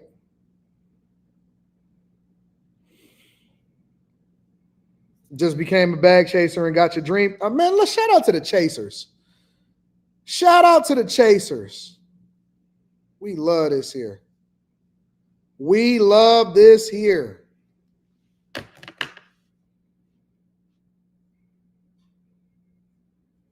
Anton, I miss seeing you behind the desk with the flat screen with the white shirt. It ain't going nowhere. We coming back. We coming back. We making some up. Everybody know that in December we make upgrades to the studio. And we upgrade software. We upgrade different things. We make some adjustments. So we got to continue to grow. While all of these other podcasts is dying off, we got to continue to grow. John Boo Switch says the dude was built like Bluto from Popeye. Facts. Spacer says built like a giant marshmallow in a weed bag. Quarter Boy says the sad thing is he may not get any time. A lot of these states are 16 by consent, which is absolutely disgusting. Aaliyah says, we love you too, AD, with the 2 hearts. Aw, you're so sweet. Aaliyah make me want to put New York back on my visitors list. You know, since y'all got Mom Donnie, I've been thinking a little bit about not going to New York no more, but there's some people over there. I'm thinking to myself, wait a minute. Anton, would you rent out a workspace? Would you rent out a workspace / workshop? Nope. Please come back. You're going to make me come back to New York? All right. You got me.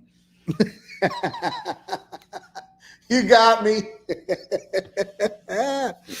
Anton, nah, I wouldn't rent out nothing.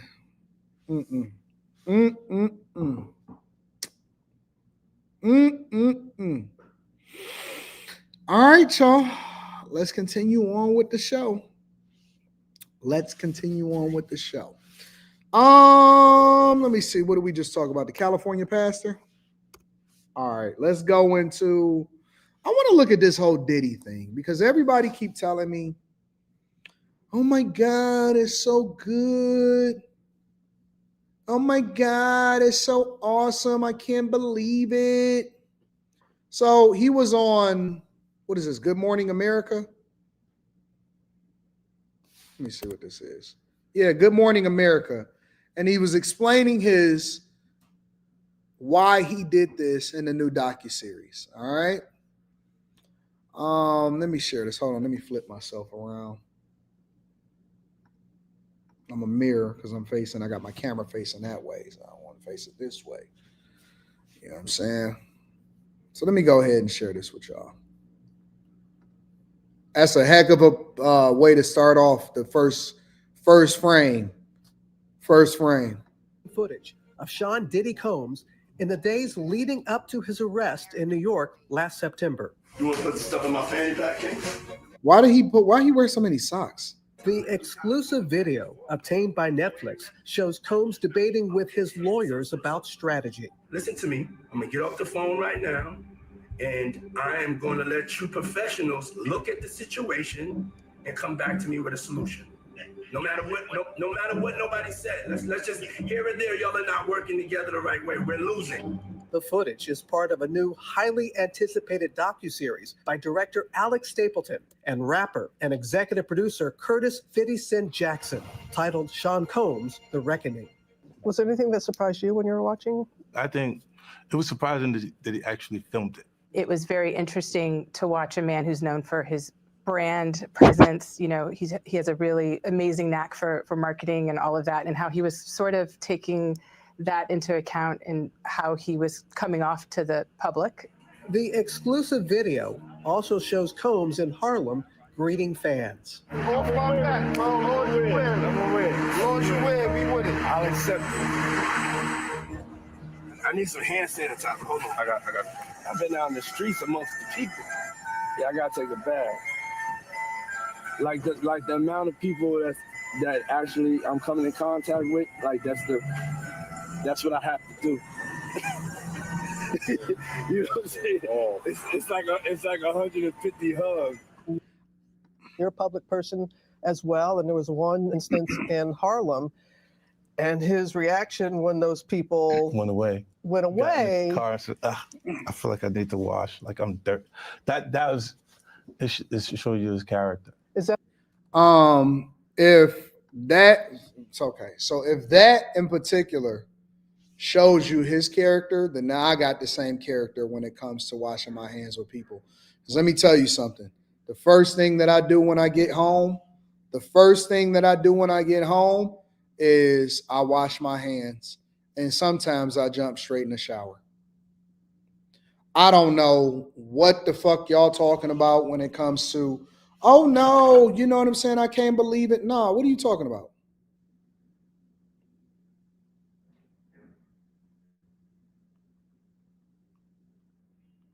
What are you talking about? The first thing I do when I get home is I wash my hands. Bro, people be out here living foul. You shaking hands, you hugging people. First of all, it's spirits. People got spirits on them, man. You got to get that shit off of you. I don't really understand why that's so controversial that he said, hey, man, I got to wash my hands or whatever. When I get off of a plane, when I get off of a flight, first thing I do is I take my clothes off. Throw that junk inside of the, you know what I'm saying, a hamper, start up a load, and keep it moving. Wash my hands, and I get up off it, man. And listen, bro, you in the air, you on planes, you got circulation of air, you hugging people, you giving dap. People, wow. Man, every time you go into a public bathroom, I see at least one or two people that never even wash their hands, and they walk right on out. In a public bathroom, they walk right out the door. No. I don't see nothing. Listen, we can say a lot of things about Diddy, but I'm not really, you said it was bad timing. No, it's not bad timing. It's just that people are easily offended at everything. I disagree. It's not bad timing. People just can't wait to jump on the bandwagon. And when somebody says something, they automatically demonize it because of the person that said it, not because it was wrong. Not because it was wrong, it's because it's Diddy. That's the only reason why it became a thing, is because Diddy said it. Somebody said, how did they get the footage? Okay, so I was told that they got the footage because Diddy was having him record so that he could basically do his own thing. And then he didn't pay the camera guy. And so the camera guy, because he didn't get paid, sold it to them. That's what I heard. I don't know how true that is. I heard that the camera guy sold the footage because Diddy was being cheap.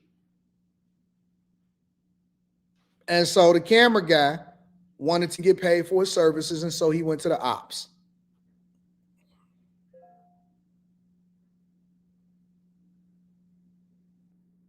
I don't know why people don't pay their people. When you get money, or when you running up a bag and stuff, I don't understand why people don't pay their people. I don't get that.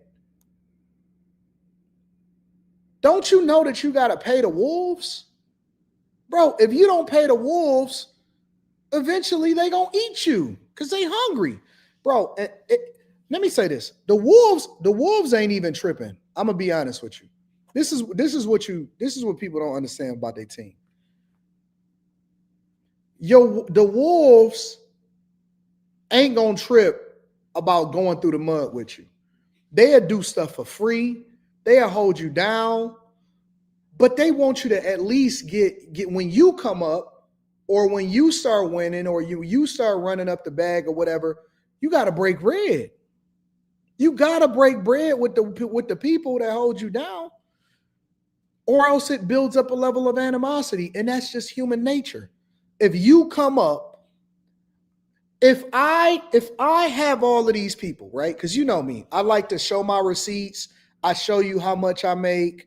People know and all of this stuff. Now, let's say, for example, I got Mika, Molly, Slimmy, Q Diddy, Carrie, Kimmy, Miss Sanchez, and Lex, right? How many of us is that? Mika, Molly, Carrie, Q Diddy, Slimmy, that's 5. Damn, I just messed it up. Let's say it's about 8 of us, right? Let's say it's about 8 or 9 of us, and everybody is cool.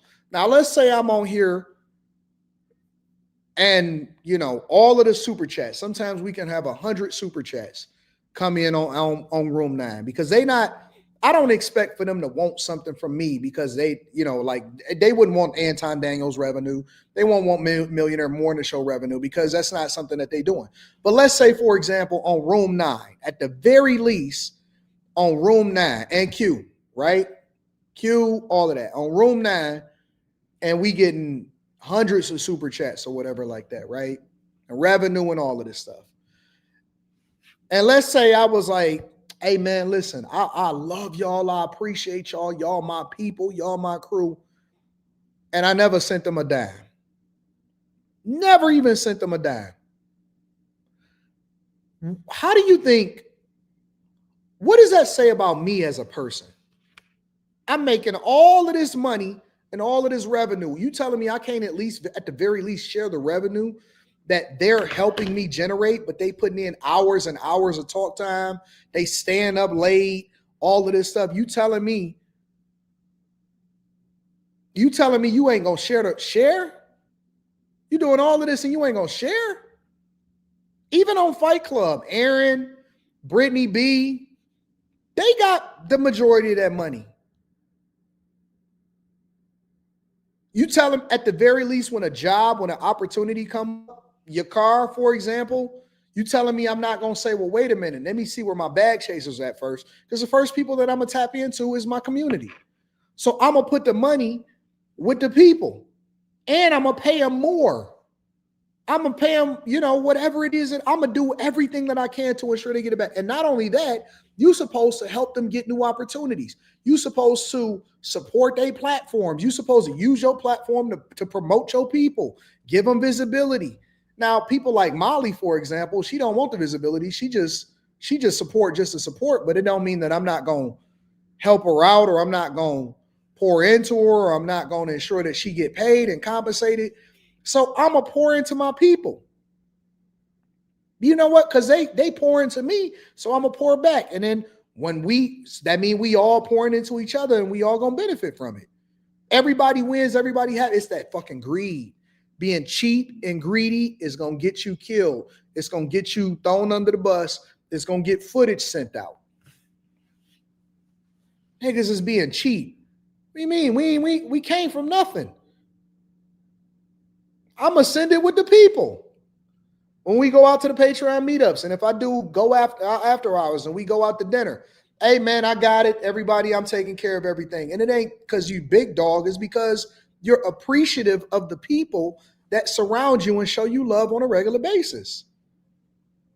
When my website got redone, hey, I'm hiring a bag chaser to do that. And I'm going to send him a bag. He told me a price. I just sent it to him. You ain't going to pay the cameraman? You ain't going to pay the cameraman? And I'm going to pay. That's the first person I'm going to pay. He got the footage. It's bad business, man. I don't even understand how these niggas became successful sometimes. Like, you ain't gonna pay the cameraman? Need to wash, like I'm dirt. That was, it should show you his character. Was that the reason for including it? Yeah, I mean, and it's, what's the odds that you would do that in front of the camera? Like that's one of the moments where he forgot he was on tape. How do you respond to people who Lex ain't never asked me for nothing. Lex get a check. Every check that Lex then got is bigger than the check the month before. say that it's more about the disdain that you have for Sean Combs than it is for giving the victims a platform? What they consider a pre-existing beef, right, for 20 years, right, is me being uncomfortable with him suggesting that he takes me shopping, or I looked at it like he was, like it was like a tester, like maybe you'll come play with me, type of thing, right? And it's not personal. I think it's important to. I think that that's 100% cap. I think it's 100% cap. 100% cap. 10 times over. I like 50 and his business dealings as far as his ability to continue to stay relevant and get a bag. You will never, ever convince me. Thank you, Iman. You will never convince me that 20 years when a nigga hanging around your baby mama and your kid, I think that everything changed. I think he's selling it because, he's on Good Morning America, but you're not going to convince me that 50, that it's just because he asked to take you shopping. Get the fuck out of here, bro. Hell no, I'm not going for it. Nope. So you went and paid to create a docuseries because a nigga asked to take you shopping? You're never going to sell me on that. Me and Slimmy debated that last night. I said what I stand on what I said. To also let people know that the show is not completely the perspectives of people that did not like Sean. We weren't trying to just get the highlights, the salacious details, that the real goal was to storytell. And not everyone needed to have an allegation to be a part of this project. The 4-part series also features 2 jurors from Combs' trial who are speaking for the first time about how they reached their mixed verdict, finding Combs guilty of 2 prostitution offenses, but clear of racketeering and sex trafficking charges, both sharing their thoughts on the relationship between Combs and singer Cassie. Juror 75 describing them as 2 people in love, and Juror 160 saying in part, domestic violence wasn't one of the... You said Diddy still hate Jai. Yeah, because that's a whole nother thing. That ain't got nothing to do with just I don't like him. That's because of a real personal beef, like a real thing. We tried to kill each other type of thing. That don't have nothing to do. Jai didn't say, hey man, let me take you shopping. What are you talking about? Y'all killed me trying to conflate stuff. Nope. Charges. Cassie, is she a victim in all this? I believe Cassie's a victim in all this because she came in she's like 18, like 19 years old in the very beginning. After a while, over time, you condition for it. The goal. Fifth is dirty. Fifth is a dirty dude, bro. Fifth is a dirty dude, man.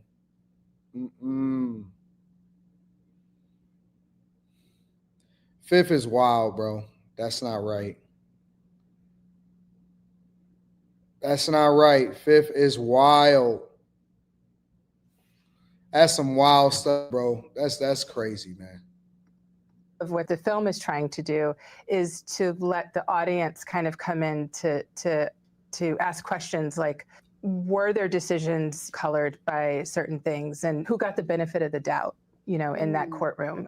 Do you think that hip hop culture was on trial as much as Sean Combs was?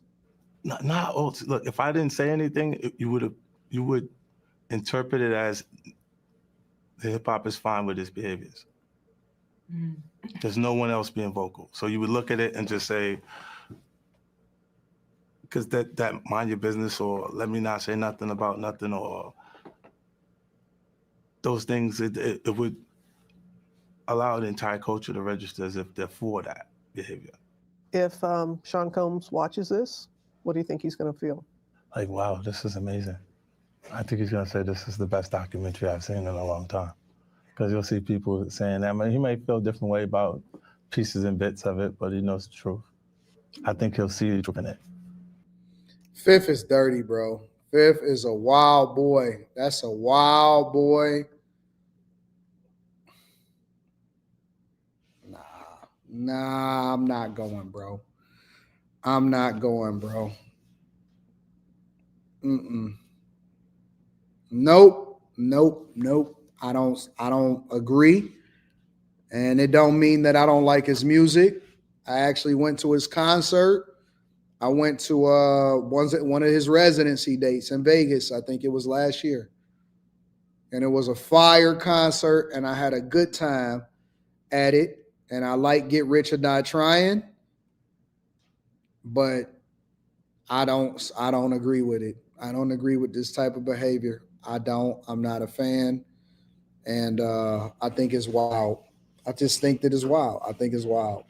Make sure you guys hit a like for the album. But maybe, again, when you're messing with somebody's baby mama, I guess Fifth said all bets is off.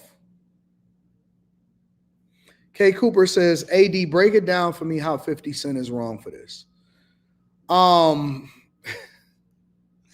don't expect for women to understand it, I guess, a little bit more, because women are just, y'all civilians. You know what I'm saying? Y'all are collateral damage. A lot of women don't even realize that they're being used by men to get back at other guys. A lot of women don't even realize that they're being leveraged and used by men to get back at other guys. I can't even say that. Think about it. And Diddy is not innocent in this either, right? I believe that Diddy is a lot more covert with his shade that he has, right? So I'll give you an example. Why would Diddy fuck with 50 Cent's baby mama? I'm not saying 50 is wrong. I'm just saying that 50 is wild. Why would Diddy mess with 50 Cent's baby mama? Of all the women that he can have access to in life, he decides that he wants to have this chick around him. I think that they low key, and just because Diddy didn't overtly say it, I think that he did. I think that he did that on purpose. And 50 probably took that as a slight. He took it some type of way. And this is them going back and forth with each other. This is them going back and forth with each other. I never had to mess with your chick. Everybody know who everybody's is. Even on a very, very, fuck the big people, the local people know who's whose. You see certain people. Look, it's certain people in the city, and this happens in every city. It happened in Atlanta. It happened in Miami. It happened in New York. It happened in Los Angeles. It happened in Houston. It happened in Detroit. Everybody know whose is whose and whose is off limits. Everybody know what everybody know.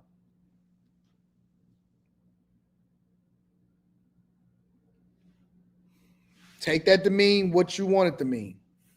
Everybody know. Everybody know who is what. AD, your lips are so kissable.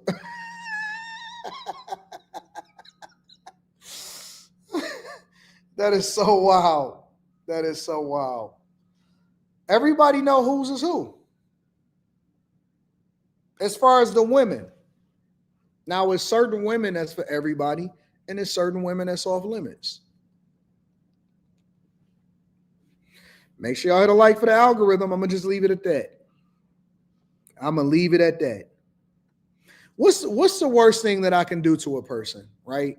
Think about it like this. What's the worst thing that I can do to a person that I'm trying to get back at them that I don't have to go to jail for? What's the worst thing that I can get back at a person that I don't have to go to jail for? Meaning that you got to remove getting somebody hit, you got to remove getting somebody set up, You don't want something coming back to you as far as you going to jail or going to prison for anything. What's the worst thing that you can do to a dude? It's only two things, in my opinion, that I can think of right off the top of my back, right off the top of my head. First thing is to try to get him to go to jail. It's to snitch on him.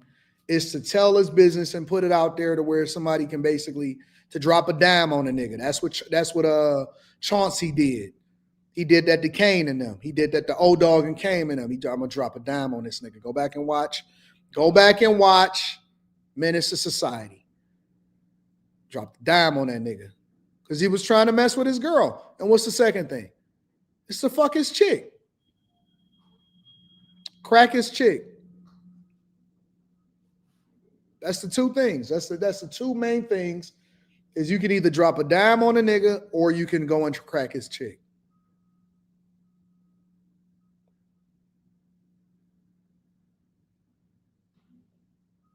That's why niggas be so heartbroken. You fuck with that nigga? The fuck is wrong with you? Now he got one up on you. You can't let a nigga have one up on you in the streets. A nigga, he can never have one up on you. Never let a dude have one up on you in the streets under no circumstances. Never let him have one up on you. Ever, ever, ever, ever, ever. Never let a dude have one up on you. It's just the rules to the game. It's the rules to the game. You keep it G.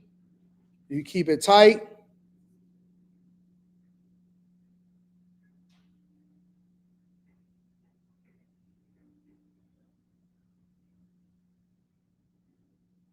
And you slow motion. You know what I'm saying?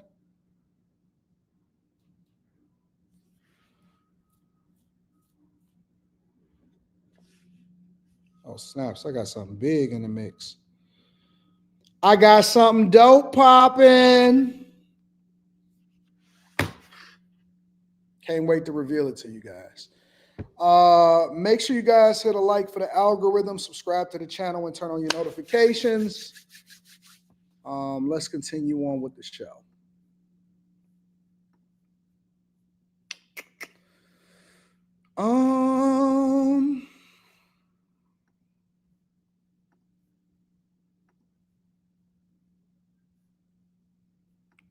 Hey, Anton. Oh, I want to address this real quick before we move over to the next part of the show. Hey, Anton, someone on TikTok is impersonating you, messaging me about some course you offer.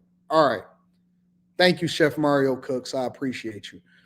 I generally let people use my content on TikTok for the most part, like, clip my stuff up or whatever, because you got to let the streets eat. Everybody benefits. I get more visibility and promotion. They get to run their numbers up. And so on TikTok, on TikTok only, I allow for that. And I don't care if anybody reacts to any of my content on YouTube. The one thing that I don't agree to, I don't like, is when people impersonate me and they try to use my name and try to act like I'm them in order to sell a course.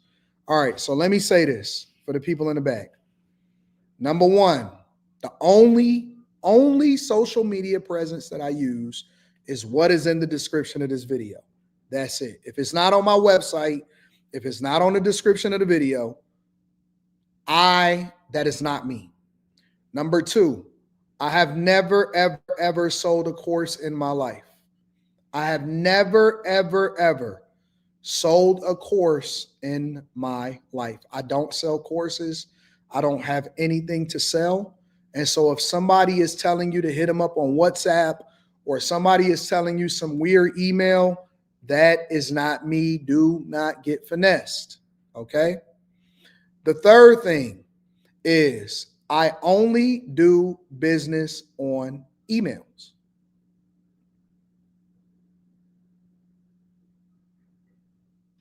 If it's not Anton Daniels 413@gmail.com, it's not me.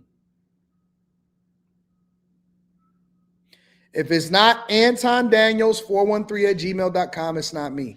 Chase the Alpha says, AD, thanks for letting us eat in the streets. I reposted a clip on TikTok that got $47. Get your money, big dog. Get your money. And I don't mind because it also benefits too. It benefits me. I make a lot of content. If y'all wind up posting some shit on TikTok, let me have my vlog content. All right. Just let me have my vlog content. I'll do my own vlog content and post that shit on TikTok. Other than that, you know what I'm saying? If you taking content, clipping it up, posting it on TikTok, don't impersonate me. You know what I'm saying? Create a separate page, post it, do whatever you want to do. It's cool. We all can get money together. I'm cool with people using my stuff for TikTok. Let me have my vlog content. Y'all can do whatever it is else, what else y'all want to do on TikTok. But don't impersonate me. Don't try to finesse. You know what I'm saying? Don't try to get people to spend money and send money and all of that. Yes, I am. The Lamborghini is coming in the spring. And, you know, get your money, King. But I do not, it's not me. I don't sell courses. I ain't did none of that. Whiskey Pierre says, sir, set it to no rental. Easy to get sabotaged. King DJ Trick says, I sneeze in my hand before every handshake. That's evil. That's why you in Canada, nigga. One J Ben says, 50 and Dame back and forth is funny. Fifth said, I make documentaries. You just do interviews and park cars. Oh my God. Dame still talking? I ain't seen nothing Dame drop lately. Mixed by Chris Raven says, how are you doing, bro? Gray told me to reach out to you personally for any possible opportunities to be mentored in job opportunities. Shout out to Chris, Mixed by Chris Ravens. Email me at antondaniels413@gmail.com. Cool Smooth 100 says, love your content. Keep up the good work. Thank you, big dog. Saverick says, the situational gravity of this social cataclysm was seeded centuries ago, and the really bad guys are using angry blacks and self-guilty whites as revolutionaries to create a permanent consuming class. That's actually kind of true. King DJ Trick says, I interned at This Is 50. Diddy was friends with Irv and was trying to block Fifth with Irv and Jay. Don't forget the Mace deal. Okay. All right. Christopher Mayberry says, when and where is the next meetup? I'm working on that. I'm thinking it might be in Los Angeles, to be honest with you. Might be in Los Angeles. All right, cool. So y'all ready to move on? What else do we talk? Well, let me see. What is this? I did the fifth. 1, 2, 3. 1, 2, 3, 4, 5. I'll go to Las Vegas tomorrow. Let me do about this AI thing. Give me a second. Let me see.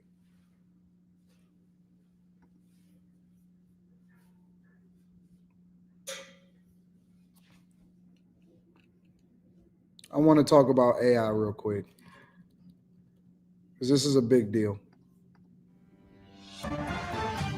OpenAI declaring code red as the AI race intensifies, and Google threatens to unseat the industry's early leader. According to a report from the Wall Street Journal, OpenAI CEO Sam Altman told employees the company must focus on improving ChatGPT, pushing all other products to the sideline to address the threat.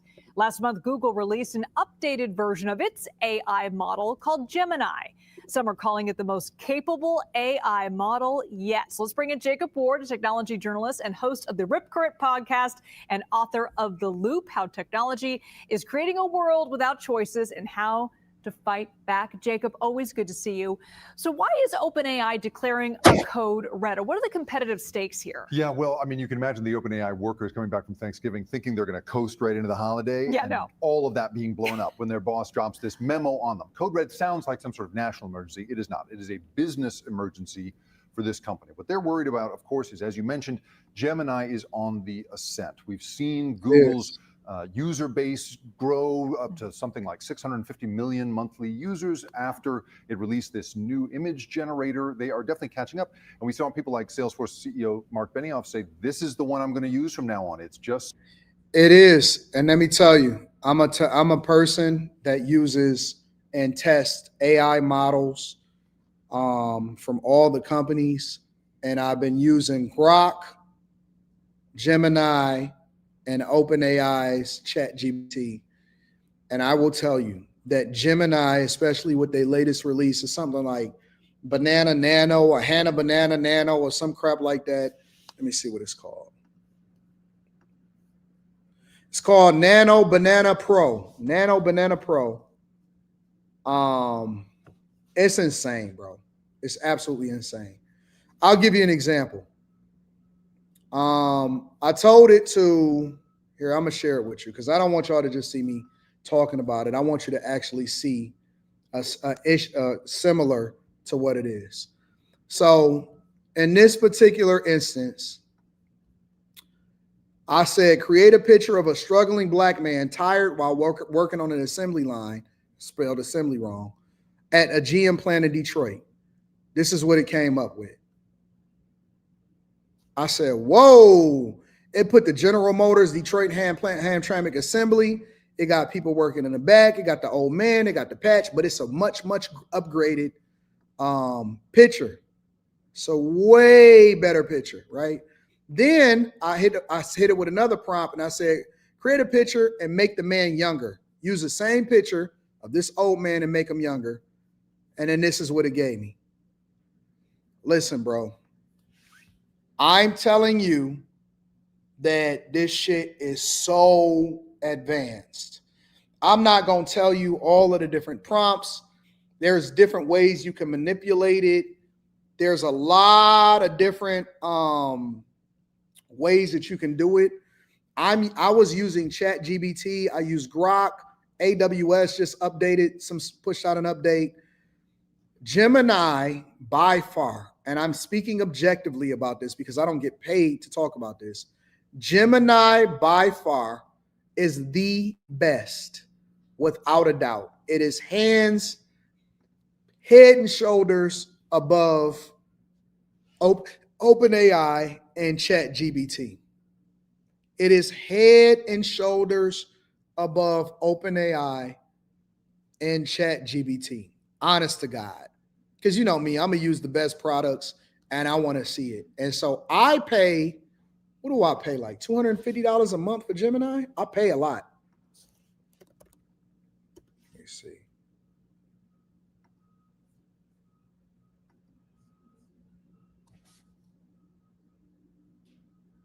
They not messing around. Apple just did a deal with them, the whole 9 yards. Payments and subscriptions. Google One Ultra.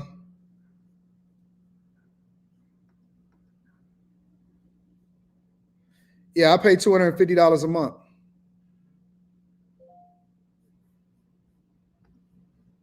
Yep, I pay $250 a month. So, you know, it could be costly. And if you're not using it from a business perspective, then I don't think that you should invest in it because I'm spending I'm spending a fucking car note on this shit, but I use it in a lot of different ways and I implement it and I have to stay ahead of it because, you know, I need to understand everything that's going on from a business perspective and everything like that, right? You said it's too expensive for some of us. You don't have to choose that one. I choose it because I want all of the features. I want video AI capability. I have to understand it and I have to know what's going on from a business perspective. That's an expense, a business expense for me. But what I am telling you is that this shit is crazy. It's insane. Gemini is way better than everybody else right now. Honestly, it's way better. And so Salesforce, Apple, all of them have partnered with Gemini. And that's why Sam Altman, who is the CEO of OpenAI, is declaring a code red. So cool. It's so great. And that clearly has OpenAI panicking because, as you mentioned, they are the early leader. We've been using ChatGPT the way we used to use the verb Google. And so now they clearly don't want to be displaced here. So what is it about Gemini that's better than ChatGPT? What can it do that Somebody said that what car note you know costs $250 a month. Well, first of all, it depends on how much you put down. All right.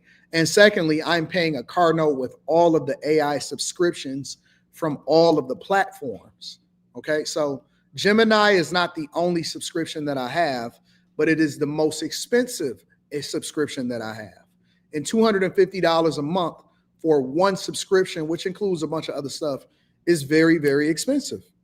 I don't care how much money you got. It's a very, very expensive subscription. It's probably the most expensive subscription that I have in general, altogether. The other company can't. Well, so the industry benchmarks are typically things like, you throw it a big stack of trivia or a big stack of medical exam questions. You try and trick it into saying hateful or dangerous things and figure out whether it can steer the conversation back in a more great, a better direction. Yeah. But, all those industry benchmarks are theoretically what Gemini has now surpassed this chatbot. A lot of y'all keep asking me, Anton, who were you talking to when I was asking about Somalia and the girl's voice and all of this other type of stuff? I'm talking to Gemini. I'm using an AI, the AI app that allows for me to speak more fluently with Gemini. That was Gemini. That wasn't Siri. That was Gemini.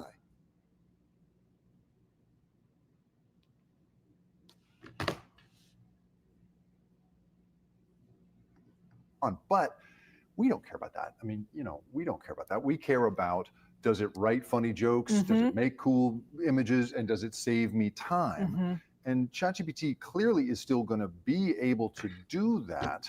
They just seem to feel that they need to adopt a new, or at least a more intense version of their strategy in order to get more of us using it. Google makes billions of dollars a year. OpenAI has yet to turn a profit. If money is the issue for OpenAI, why not focus on something like ad revenue, something we know will make dollars? That's right. I mean, ChatGPT is better at writing code. I disagree. I disagree 100%. I test them both. I have sessions where I sit with people and we say, hey, okay, put this same prompt, and we compare prompts. A lot of y'all need to become prompt engineers. We go through prompts and have conversations with people, and we test them both, and we test different things that we're trying to build. And no, it is not better. I do not agree with you. ChatGPT is not better for coding when it comes to prompt engineering.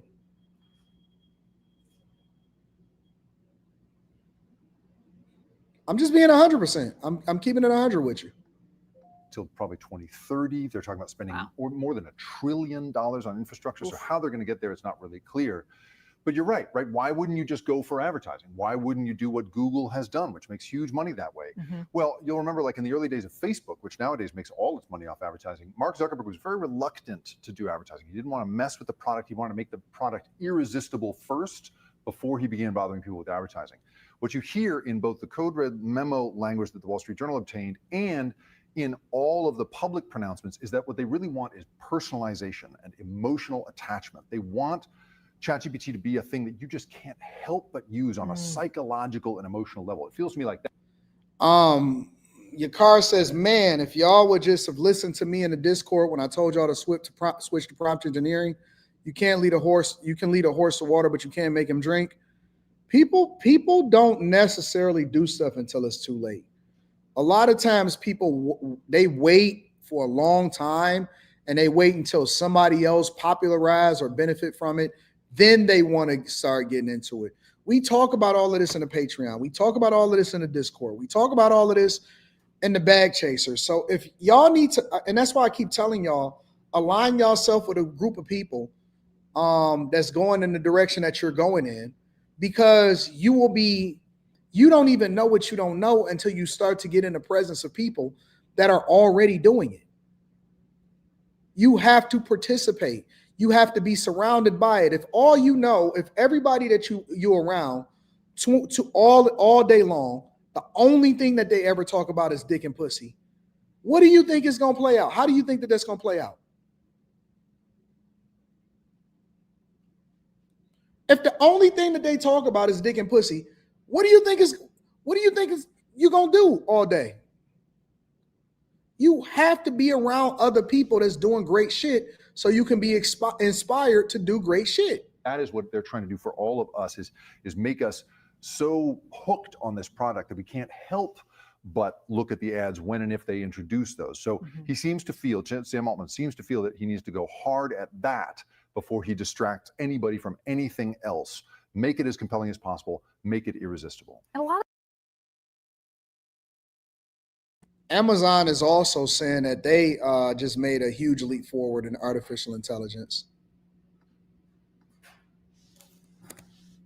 Company-wide memo, a quote, code red on improving the quality of ChatGPT as it faces growing competition from one particular name. The journal says of particular concern to Altman is Google, which released a new version of its Gemini AI model last month that surpassed OpenAI on industry benchmark tests and sent the search giant stock soaring.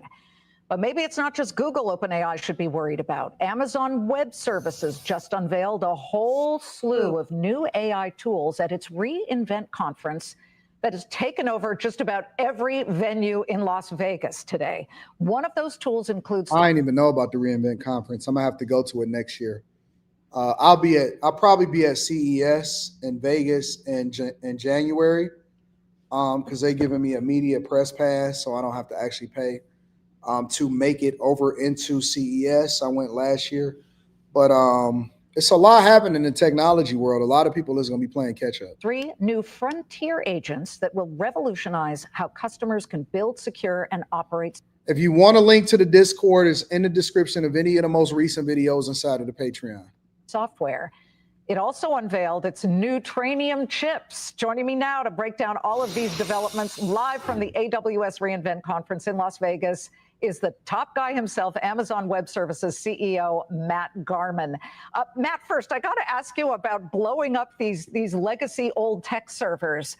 We can show people the video, but that was hilarious. You dynamited, if that's a verb, you dynamited this gigantic piece of old equipment. Why?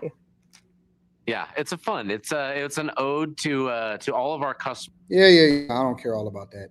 But I think that people need to start getting involved and start immersing themselves in this technology because it is the wave, it is the future, and it is the thing that's going to benefit y'all. Make sure y'all hit a like for the algorithm, subscribe to the channel, and turn on your notifications.